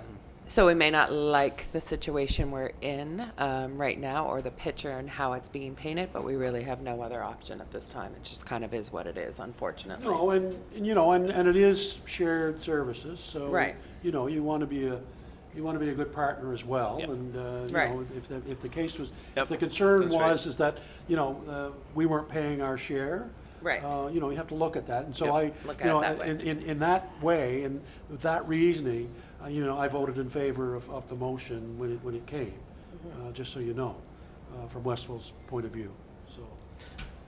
Your worship, I mean, other than the potency question, it's hard to argue the numbers even at a 95%, Yeah. right? If that's the funding formula that everyone has agreed to, then everybody's getting painted by the same brush. Right. Right, Yep. so until we have more data, Yep. for more flow meters, or more technology from potency, I don't really think we have a grounds for No. any kind of And arbitration. that was Where our we're at. position going into the meeting The only thing today. I do know is it still runs downhill. Yeah, it's the only thing I Yeah. know about it, to be Well, honest. and so, you know, and the mayor's already suggested this, right, is that we gotta get kind of serious about inflow and infiltration. And so you'll remember that we had Alana Burke, Yep. Burke? Yes. Forgotten Gave the us a sur- tremendous surname report, last- yeah. Yeah, it was excellent. Right, who, you know, did some work for us and kind of identified a potential path forward, and we just have to find Yeah. the kind of hours in the day That to cannot sit on the execute. shelf Right. collecting dust. We need Yeah. we need to act on that report. It was great Well, we've got information. 60,000 reasons, or 58,000 reasons to Yeah, do it. and the other thing is that, you know, we need to be saying to our citizens that, because of the fact that that water is going into our system, Yeah. here's what it's costing us all. You know, here's what it's costing us all. Do we want to do that, or would we rather, you know, It's kind change of a our? reverse tragedy of the commons, right? Yeah, You know, you yeah. don't see it. Right, Nobody sees it, but it ends up on everybody's sewer bill. Right. And no individual Westville resident will get a benefit directly. You won't see the dollars, but every liter of rainwater that goes in there is a liter of rainwater that gets treated as if it is sewage. And that's costing us, right now, we can say $60,000 a year. Yeah. So if we can dial that back. it's costing us more than that. That's the increase. Yeah, that's the increase, thank you. Yeah, good It's point. costing us substantially more than Yeah. that. Well, then the unfortunate part is as we get into our budget discussions, you know, that has to be made up, whether it be through our, you know, our Right. operational or reserves, or Yes. I'm thinking most likely it's just gonna be an adjustment to the sewer rate on the, on the, well, it's not the water utility, but on the sewer rate on the water bills, unfortunately, because it has to get paid for. Which, you know, unfortunately, you know, it sounds like the overall infiltration is probably the biggest hit to it, so it's not even like it's a deterrent factor for folks to consume and use less water in their own home, because that doesn't seem to necessarily, I mean, it may have an impact in a sense that individual rates may go down if you use less water, because that's how we bill, but it doesn't necessarily mean it's going to be down for everybody right across the board. Right. So No. yeah, that's Yeah, it's a tough one, and it's a very difficult, you know, because the town has no data on which houses have sump pumps yeah. connected into sanitary sewer, or which houses have gutters connected to sanitary sewer. That's stuff that was long ago happened, and there were no records kept. No. So on a go-forward basis, as development occurs, as people, you know, build homes and businesses in Westville, you know, we'll be able to say, No. don't Don't connect do to that. the sanitary sewer. As opposed to them being, as we Encouraged understand to, it, yeah. as I understand it, they were encouraged to do that. So no fault to the people that currently are in that situation. It wasn't Right. something they did underhanded or, you know, without someone knowing that they were doing it, because they were encouraged to do It was, it. it was the science of the time. Yeah, exactly. It was the state of And- the art and- at the time. And with Yeah. more understanding, things change, right? Right. So we have a motion on the table. I haven't forgotten. Are you ready for the question now? Question? Questions called. All those in favor say aye. Aye. Those opposed, nay. Motion's carried. Moving on then to environmental development, fire inspection report. I move to pass the environmental development fire inspection report attached. I'll second that. Moved and seconded. Ready for the question? Question. Questions called. All in favor say aye. Aye. Those opposed, nay. Motion's carried. Moving on then to correspondence, and so that we had a letter from the Victor County Crushers. Victor County Crushers under 15 triple or double A, who are hosting the provincial championship on March 28th to the 31st. And they're requesting sponsorship from the town. Councillor McGregor already indicated at the beginning of the meeting that he would abstain from this vote. Feels he has a conflict. I don't know that he has, but it's perception, and he feels he has. So he's involved in the tournament. Your Worship, I would like to put a motion to support the Pictou County Crushers under 15 AA as a friend of the Crushers for the amount of $50. Have a seconder? Second. We're down to the bare minimum. And I can't second it. Moved and seconded. You ready for the question? Question. Questions called. All those in favor say aye. Aye. Those opposed, nay. Motion is carried. By the way, where is the tournament being held? It's at the Pictou County Wellness Center. Wellness Center. Yeah. Very good. Starts Thank you very much. Thursday at noon, and there's 18 games in total, 7 teams from all over the province. Our rink was very busy on the weekend It- with the. Yeah, we Yeah. have the Ketty on. No, last week, Or- yeah, sorry. last weekend was the C Challenge Cup for Pictou Right. County Minor Hockey, and the Ketty, the Donald Ketty is this weekend over here. Right. It's going to be a busy weekend for hockey in the county. Right. Yeah, the rink has been well used in the last couple of weeks, for sure. There was also 2 female provincial tournaments taking place in Pictou last weekend, this Right. past weekend as well. So there's been a lot of hockey up in this neck of the That woods. time of the year. Yes, playoff time. Next letter is from the Epilepsy Association.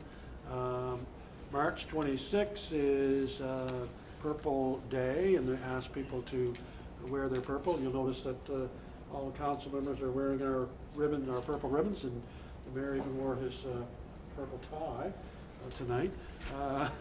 And they're asking people to think about the or gain understanding and reduce the stigma, improve the quality of life for people with epilepsy. And there is a proclamation I'm going to see if I can find in my package here, which I want to read. So, Purple Day proclamation. This is very timely because it's tomorrow, as you'll see. Whereas Purple Day is a global effort dedicated to promoting epilepsy awareness in countries around the world, and whereas epilepsy is one of the most common neurological conditions estimated to affect over 50 million people worldwide, and 42 people in Canada are diagnosed every day. That's an amazing stat I didn't know. And whereas 1 in 10 persons will have at least one seizure during his or her lifetime, and whereas the public is often unable to recognize common seizure types or how to respond with appropriate first aid, and whereas Purple Day will be celebrated on March 26th annually to increase understanding, reduce stigma, and improve the quality of life for people with epilepsy throughout the country and globally. Now, therefore, I do hereby proclaim March 26, 2024, Purple Day in Westville in an effort to raise awareness of epilepsy in Canada. So proclaimed. Yeah. Thank you. Ooh. Sorry about that. Didn't mean to hit the mic so hard. Deputy Mayor just had to step out for a moment or two, so we'll just take a brief pause before we move on to new and unfinished business. If I Go ahead. could, just with regard to A, I think there's been a bit of a shift in the approach to new business A.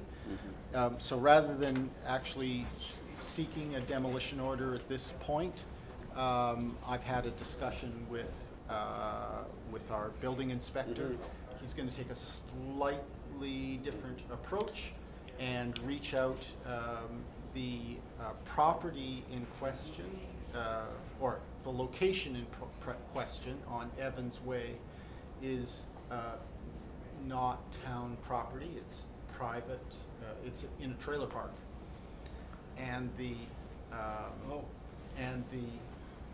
dwelling in question is a trailer.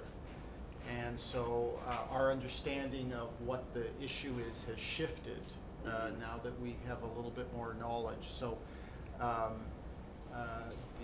building inspector is going to reach out jointly to the dwelling owner and the property owner to note that,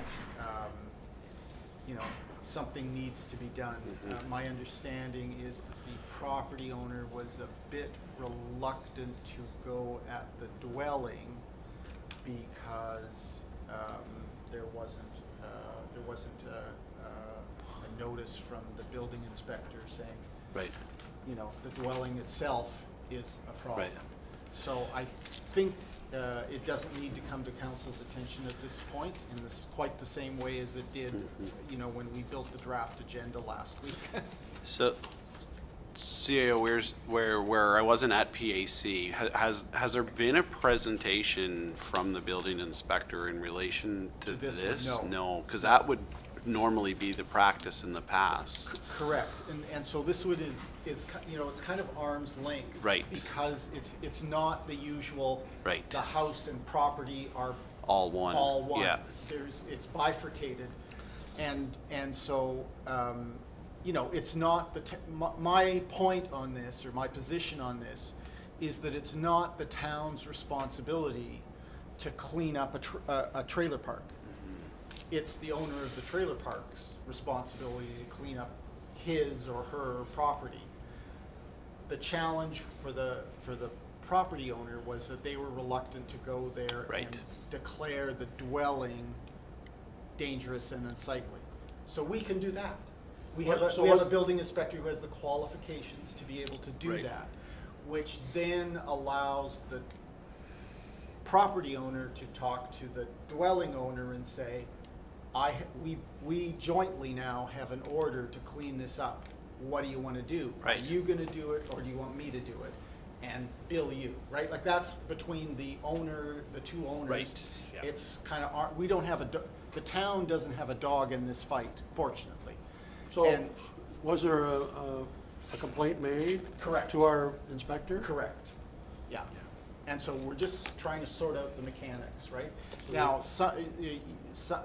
I do recall, like, it may have been my first council meeting, or maybe my second here, where we had exactly this sort of thing turn up. And, my bad, I didn't understand the nuances, and we, the town, ended up demolishing a trailer. And the only person who benefits was the trailer park owner, right? The town, it wasn't ours to deal with. Wasn't our- We did it. Town property. And so, it's not that this is a huge amount of money, but it's several thousands of dollars. And so this is in a way in which we can assist the trailer park owner to clean up their site, their property, and it's to their benefit, because then they can turn around and re-rent that space, right? So do we take care of that going forward with the newer ones, through the development process, whether it be site plan approvals or development agreement or subdivision agreements, to hold those folks accountable for, going forward, there has to be a provision that we have the ability to hold these property owners accountable to do Well, and that, if it doesn't this- exist already. This is really how, right? Yeah. So my understanding is that the property owner is desirous of having this dwelling removed, didn't feel comfortable doing it, right? Without somebody saying, hey, there's a problem with this site. Right.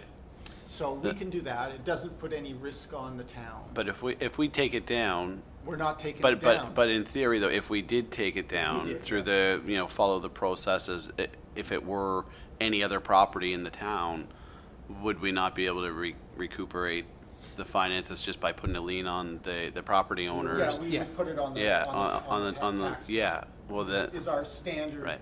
approach. And this would be, in my opinion, the same situation, say hypothetically, if we, if it was, if the inspector did deem it as hazardous and needed correction, and the owner wasn't interested, and the property occupant wasn't interested, Yeah. but it still had to be done, because once you place that order, and it has to be done X amount of days. Right. We would then go through the same process as, well, it had to be done, we're gonna be charging the owner, okay. Yeah. Just a kind of Yeah, an and extra this- layer this of is the way- complexity. Because we have an owner who does want to do this, all we need to do is assist the owner in the kind of inspection. getting to a place where, in this case, he has has the order and can then enter into a fundamentally different conversation with Right. the dwelling owner. Okay, so there's no action required? on No your action behalf? required, yeah, and sorry, at the time we Yes, built the no, I draft understand. agenda, Yeah. we didn't see a Right. path forward. We've since found a better path forward than what we, Yeah. a path forward that's less risky for the town, Yeah, Okay. this way. it doesn't have us holding the bag with the Does not money leave us first. holding the bag or Right, incurring yeah. public money, spending Yeah. public money to clean up private property. Yeah. So our only cost was the time of the inspector. Yeah, our only cost would be the time of the inspector and the CAO's time to kind of get his brain together and come up with a better answer than. That was the very expensive part, yeah. It took a long time, right? Gate. I don't know how expensive it is. It took a long time, apparently. Longer than it should have. I'm kidding. Surplus property then, 10B. Yeah, so we all know that the town has a portfolio of properties, many of which we have held for decades. Not so long ago, we put a couple up for sale. There was lots of interest and then no interest, so they're still for sale. But, we are in a kind of a steady, kind of plodding, methodical way, kind of going through the inventory of our portfolio and saying, do we need this one? Do we want this one? Don't want to flood the market with 17 properties all at once, if that's, I'm just making that number up. And so we do have a property has been identified. It's on Acadia Avenue. It does not currently have a civic address. The PID is 65139099. It's kind of halfway along Acadia Avenue between the corner of Temperance Street and I guess it's Dufferin. Is that, am I thinking? I don't know where, I forget where Acadia ends. North Main. Or yeah, maybe it's North Main. So it's roughly about halfway across.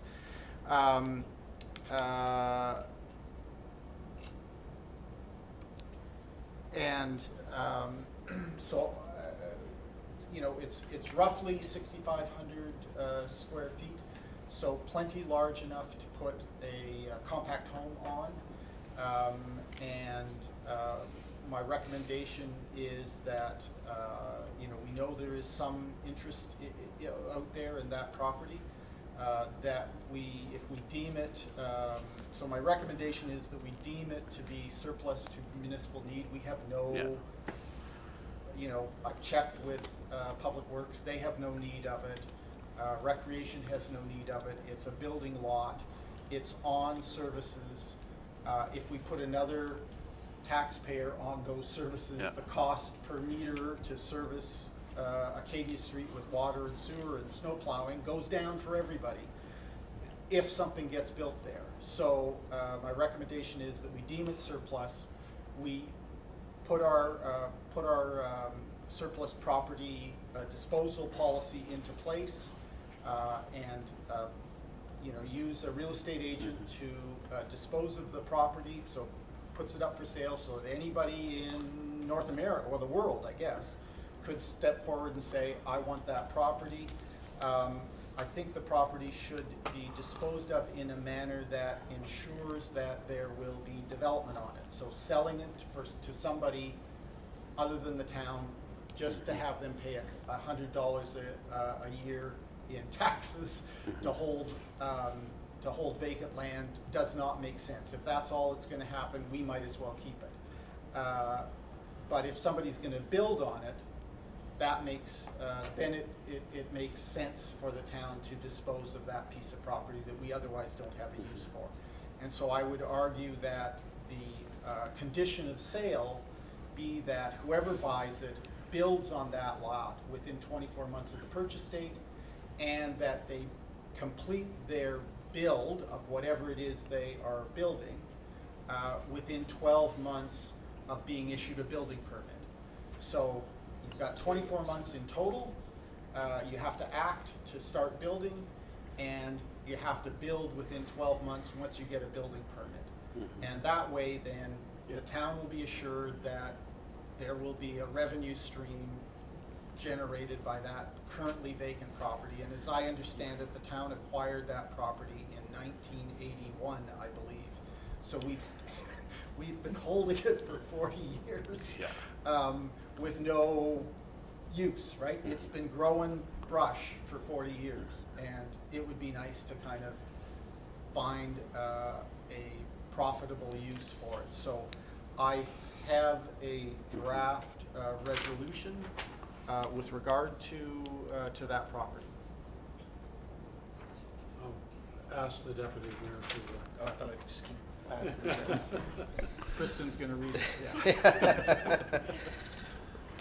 Whereas Town of Westville staff undertook an audit of municipally owned property within the town in 2021, and whereas town staff reviewed the results of the audit again in 2023, and whereas Westville Town Council approved a compact tiny home policy statement in 2023, and whereas the council is desirous of using surplus municipal land to address the housing crisis facing Nova Scotia, therefore be it resolved that council deem the town-owned property on Acadia Avenue, PID 6513-9099, surplus to municipal need. And be it further resolved that the property be disposed of in a manner that ensures that the property in question is either built on or used to facilitate the construction of one or more dwellings within 24 months of purchase, and that any dwellings involved shall be complete within 12 months of a building permit being issued for the property. And be it further resolved that staff be directed to proceed with the disposal of the lands in accordance with the town's disposal of surplus property policy. Did you move that? I so move. Second that Moved and seconded. You ready for the question? question. Question. On the question. On the question? So I have just a couple questions, I guess, and you've answered some of it actually there, CAO, because I became aware that after we declared the Acadia or the Drummond Road property that we did utilize, didn't become aware, sorry, I knew that we were utilizing the services of a real estate agent, and then later heard there were, purchase of sale agreement conditions that kind of went, I don't know if they were similar in this nature to benefit us, but also some purchase of sale agreement conditions the other way as well, and I'm not sure where that sale is. My question is, because I fully understand we don't just want to sell the lot to somebody else to just get $100 for property tax. I get that, but what are the potential? Let's say somebody defaults on that agreement. Like, have we considered what the litigation costs would be to actually enforce or invoke any of those clauses to try to get the land back, or like have those been thought of as well? Yeah, when we're I mean, I determining think which stream. Conceptually thought of. I don't think we can put a price on it because Right. like it's how many hours does it take? We don't know. Right. Right. So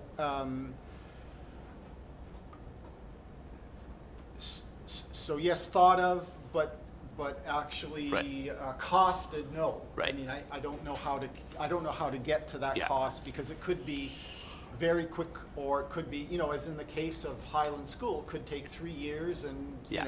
$80,000 or $100,000, right? Presumably wouldn't. I mean, this is a much smaller kind of thing, and, putting those, it does require, I mean, to your point, I guess, it does require a fairly significant shift in practice within the administration of the town of Westville.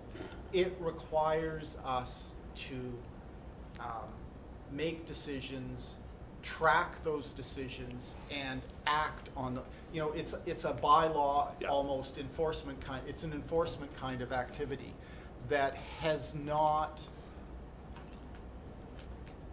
to be honest, really occurred Right. in Westville for a long time. Right. And so it does, this approach of putting conditions of sale on these things requires us, the town staff, to exercise a level of due diligence and awareness that hasn't always happened. And so it's all part of trying to modernize the administration of Westville. But if you don't have those sorts of clauses in, then you're hooped, and, Right. and you don't, you have no recourse. Right. At least here we have the, by doing this, Yeah. while yes, we're onloading some currently unquantifiable The- potential costs, Yeah. we're also onloading some recourse that we haven't ever tried to have before. And the reason that we want to divest ourselves of the surplus property is to see development on it. We don't want to see it, Right. for us just to change names on. Oh, no, I understand. of the town to- I appreciate And, that. and I've had that, Yeah. you know, I've had people turn up at the counter and say, you know, I'd like to buy lot X. Okay, you know, what are you planning on doing? Well, I'd just like to have lot X. Well, that isn't, in a developmental sense, that's Yeah. not helpful, right? Yeah. So the condition that's in this motion would be in the sale of the. Right. In the purchase and Right. sale agreement. Which I believe this motion to be entirely different than the one that was It passed the is. last, like, this Yeah. has that level of detail that the last one didn't. Right, and so there's, you know, we are kind of climbing the learning curve, Yeah, right? for sure. And trying to become more sophisticated about land use, and, Yeah. you know, that's in part because, and I've told you guys this before, you know, I think Westville, I hope Westville is on the cusp Mm-hmm. of being, you know, a very different town in, you know, 2, 3, or 4 years than it currently is. Yeah. I mean, you know, of all the places in Pictou County, Westville has a capacity for development that Yeah. is really quite encouraging and a high degree of potential. But it requires us to be sophisticated enough to Yeah. perceive and grasp that Yeah. potential. Absolutely. Well, in Well this put. instance, we wouldn't want a neighbor to just grab it and put grass on it and mow it. Like And that, mow it, that yeah. defeats, no, I completely understand that. I just, no, you've answered my question. It definitely, it gives me the You answer did that I raise a need. very good point previously with previous property that we had listed for sale, and then a question came up about, you know, conditions with regard to the Yeah. sale. I think that was a very valid, you know, something that we hadn't thought about, and now we're hopefully addressing right. it, right? Well, So, very good absolutely, point. and I didn't, well, until it was confirmed tonight, I guess I didn't realize that the conditions went both ways, you know, one to protect us and the other to protect the buyer. Right. But if we were looking to just offload it, then I would say that we wouldn't enter into a purchase and sale agreement with somebody through that channels, because then you have the conditions associated with it, as opposed to if we truly wanted to off it, we just put it out to tender And just be done, and be right? done. Yeah, if you didn't Yeah. care, if you Absolutely. didn't care what was gonna happen downstream, Right. it would be just unloaded, but that doesn't make sense, you know, Right. like, we've been holding this for Absolutely. 40 years. Yeah, yeah. Yeah. Not that it's generated anything, And the but we've time- been holding it for 40 years, and so let's do something with it, And the- and, you know, we Yeah. have way more roads and way more kilometers of sewer and water and roads Yeah. per So- resident than we should, right? So if this is adopted by council, the next step will be to get an appraisal on it. Correct. And then a Probably- survey, probably probably a an updated survey. survey Yeah. and appraisal, Yeah. and then list it with And real then, and estate. then list it publicly with a real estate broker. Correct. Yeah. So that it's completely transparent about, you know, And- this is for sale, does anybody want to Yeah, and we stick up should, their hand and and we bring in should, an offer? and we should say, for transparency, that there's been some interest expressed Yes, in that. yeah, and I think in I that- did. In that Yeah. particular property. Yeah, I figured it didn't just show up today. Yeah, there's a reason that we discovered that we have that property, I guess. But it's a good opportunity to start setting the bar Right, yeah, exactly. Right. for development. No, Absolutely, yeah. that's my feeling on it. Yeah. Ready for the question? Question. Questions called. All those in favor say aye. On- Aye. Aye. Aye. Opposed, nay. Motion is carried. Okay. Moving on then to another surplus business of equipment disposal. Yeah, just a quick note to you that we have a grader, or most of a grader, part of a grader down in the salt, Some of it looks like a grader. at the stockyard. We are thinking about creating a museum in the town as well, by the way, so.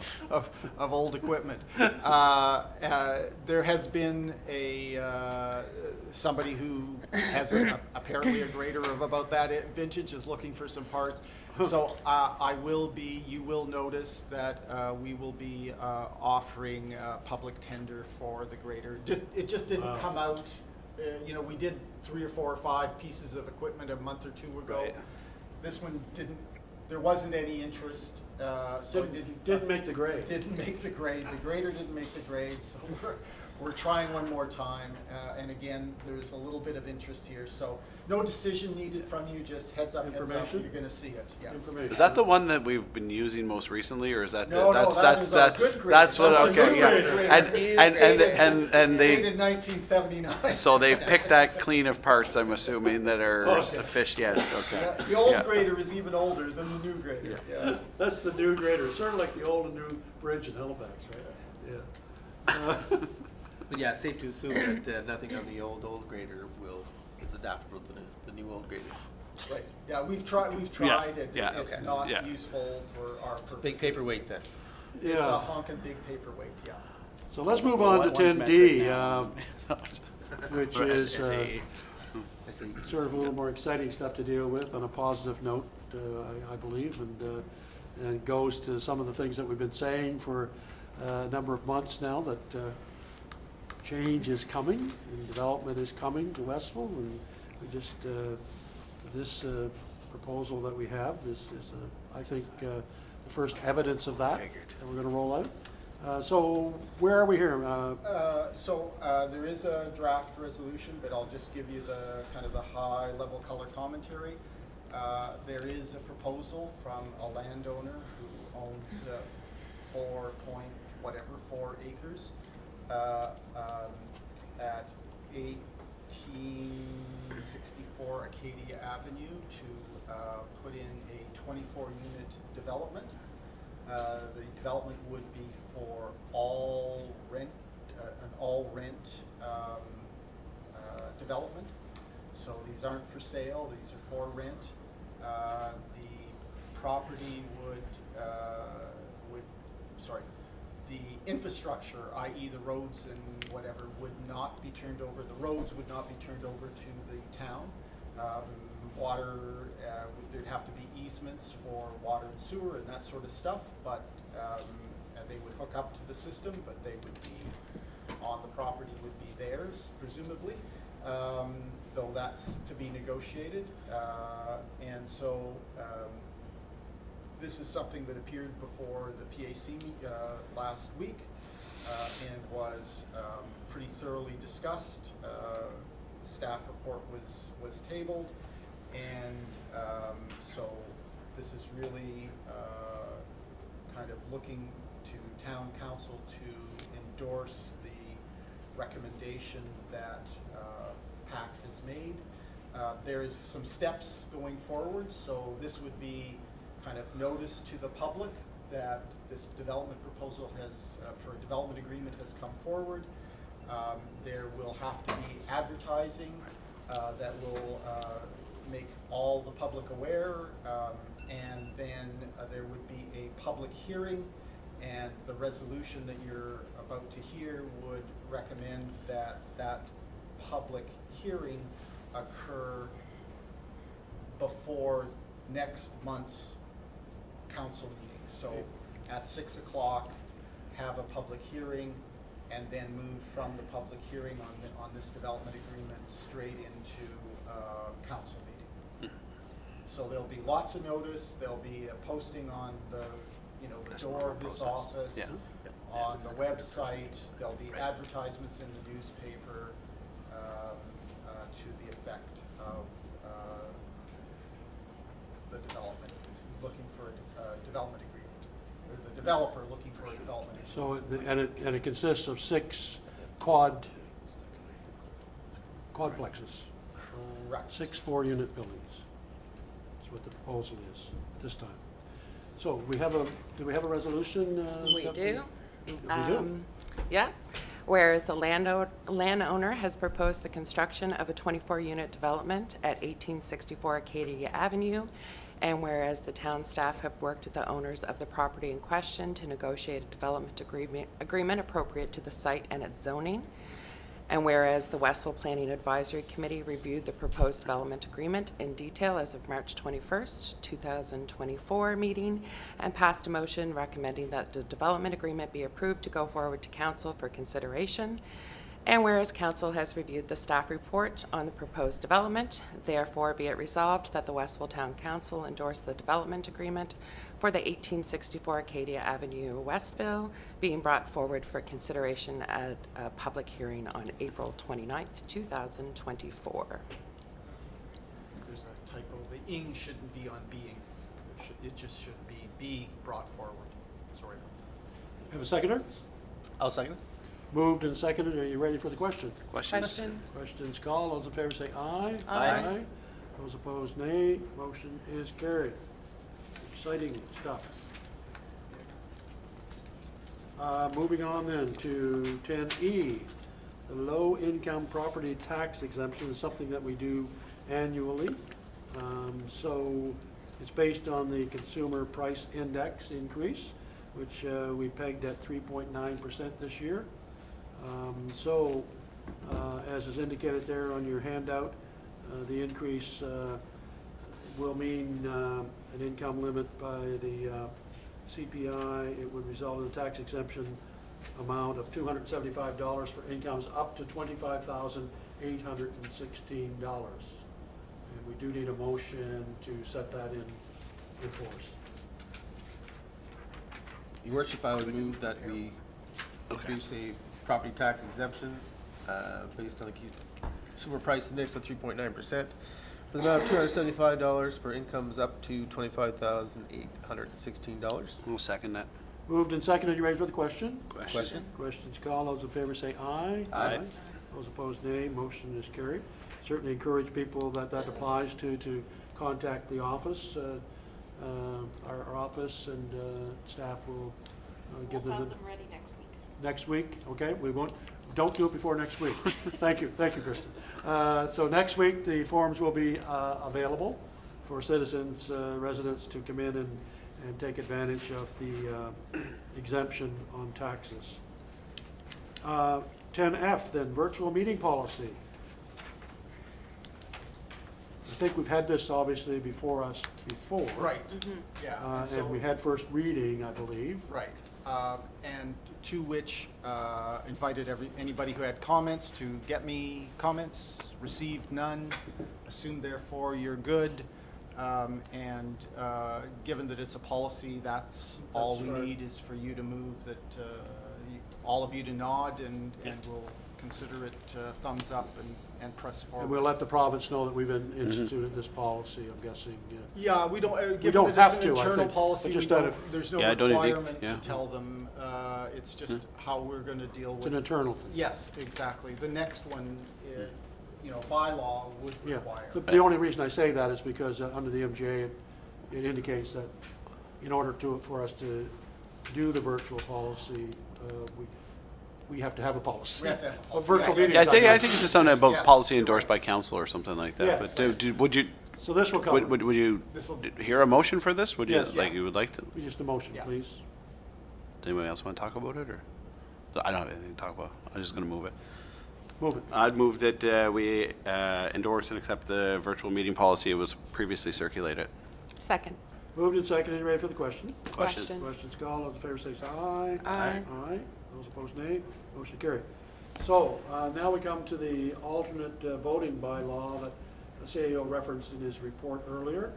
And we had one reading of this already. And this is a bylaw, so this is a little different than a policy adoption. Right. So we need to have a second reading approval.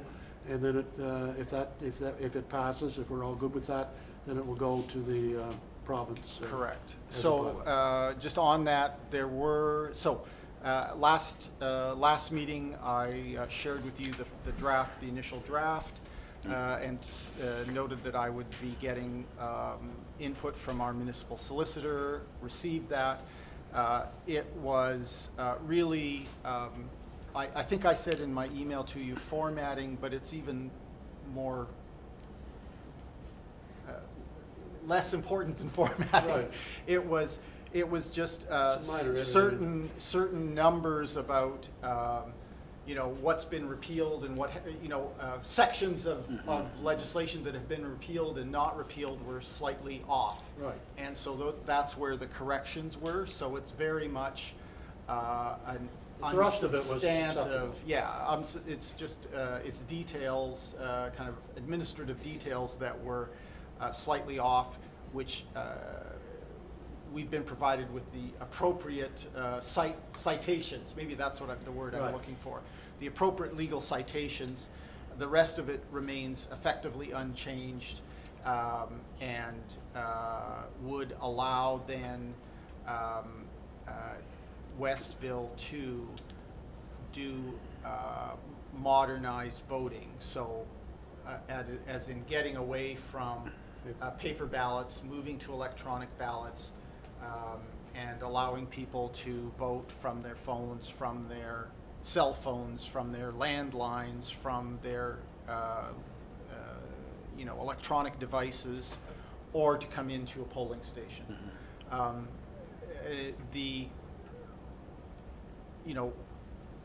There are a number of firms out there who provide electronic voting services for a fee. We will have to do an RFP and select some.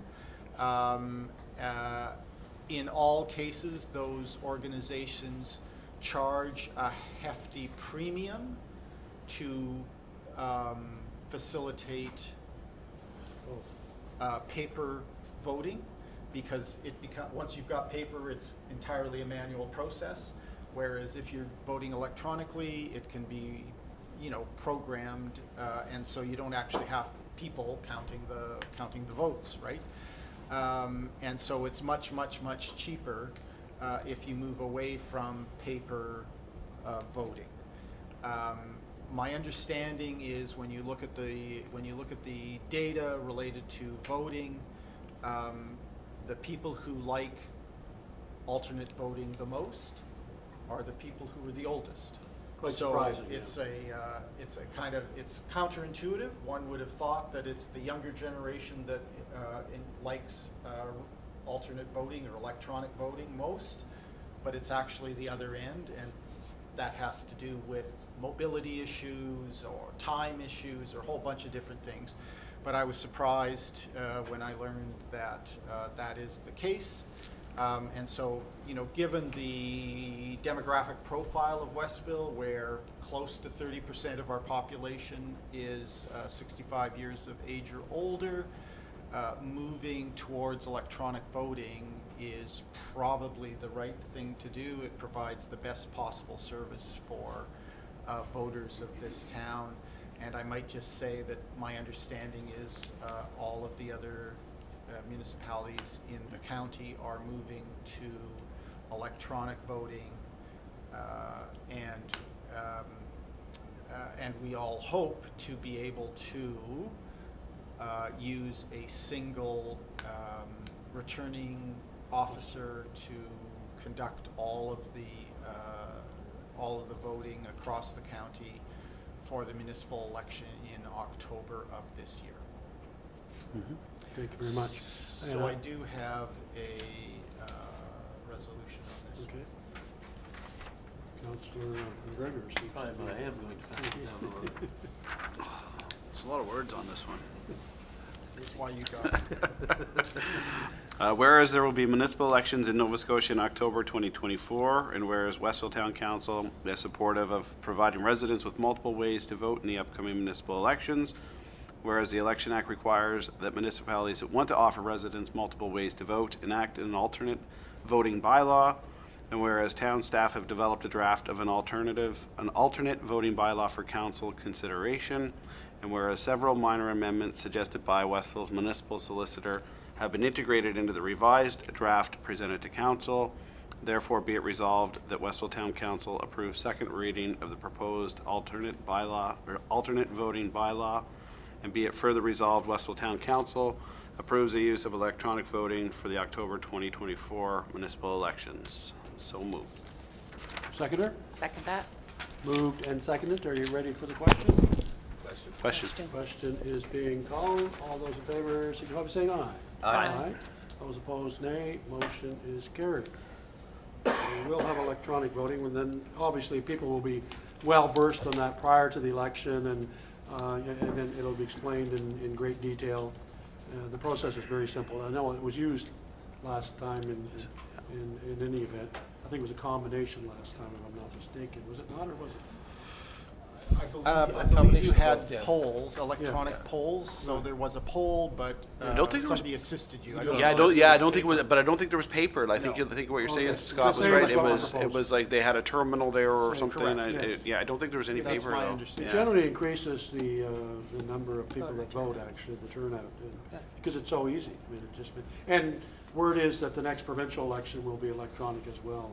That's what we've been told or understand. Wave of the future. Yeah. So in any event, that brings us to number 11, public engagement and delegations. Anyone have anything that they wish to bring before us? Just, David, North Main Street. Am I under the understanding that you do or you don't have the volume of wastewater that's going out at the moment? That you can tell how much is going down there? Do you have a meter of what's going out down there now? Yeah, so Okay. there is a meter that measures outflow Okay, at so- Bear Brook. So as Councilor McGregor was saying here, is that we know how much water we buy that comes into the town on a meter, because I get a little thing every month that says how much I use and I pay it. Right. Which is the best thing ever, having a user fee, because if you use it, you should pay for it. So having said that, we must have a number, if we're taking in 1 million gallons, and we're putting out 11, we got a problem here. Yeah, I wish it were like that. We do know how much we buy, Yep. and we do know how much goes out. There is a disparity between how much we buy and how much we actually sell. So we're buying way more water than we are actually selling. And the reason is a couple of reasons, a number of reasons. Some of it is the result of water leaks, like water mains breaks. Some of it is we do things like flushing fire hydrants and stuff. The other reality is that all of our water meters are 25 years old. And once they have a lifespan, and as they get older, they are less and less and less accurate. So and as they become less accurate, they go in one of two directions. They start slowing down and letting more water through than is counted, or they start speeding up and are counting more water than is going through. I've been here for almost 2 years. I have had many people come in and say, my water bill's too high. I've had nobody come in and say my water bill is too low. And so, which is why water meters need to be replaced. For whatever reason, nobody decides, we haven't done it for 25 years. And the reason why is, are you footing the bill, or is it not? Why wouldn't we as homeowners? foot the Yeah, bill? well, except, so the utility is, to be frank, is kind of footing the bill between. Which we pay for the Which- utility.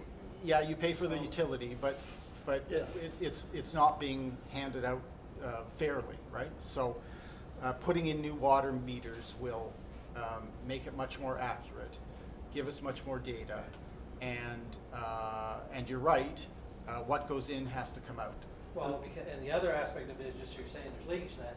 I'm also washing my car, I'm watering my plants, I'm topping up my pool. You're paying for that going out, although it doesn't go out. That's right. Too, right? Yeah, So no, a that's lot of true. It's probably 20% of what you're charging. Could So be, that's that's right. it. So has there any technology been out that would say how much water is coming out of my house?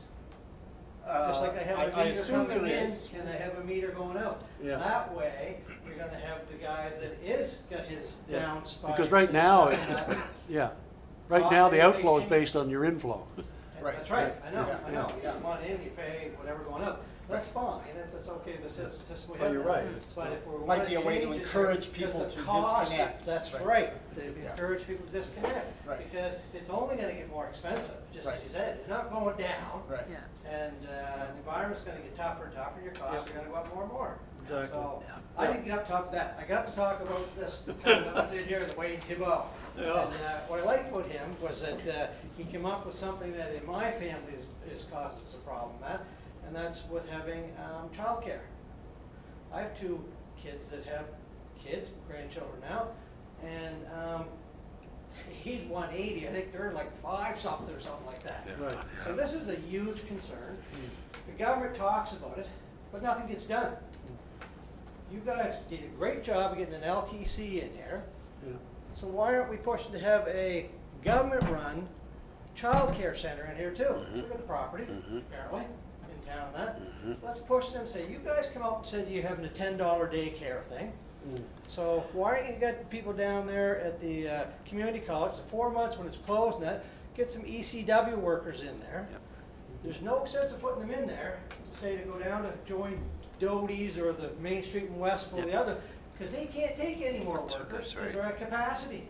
That's That's right. why there's a 500 people waiting list. So why can't we as a council write a letter to the government saying, we want to be the town where you put up a government one and have it at $10 a day or whatever, or maybe it has to be a little bit more. I mean, I know my kids would be willing to pay $20 a day or more, whatever. There's got to be a line there Yeah. that they need it, because it benefits the whole society, because my daughter's talking about, she's not going back teaching. Yeah, and Wade said his wife would not be You're going not back going back to nursing. nursing.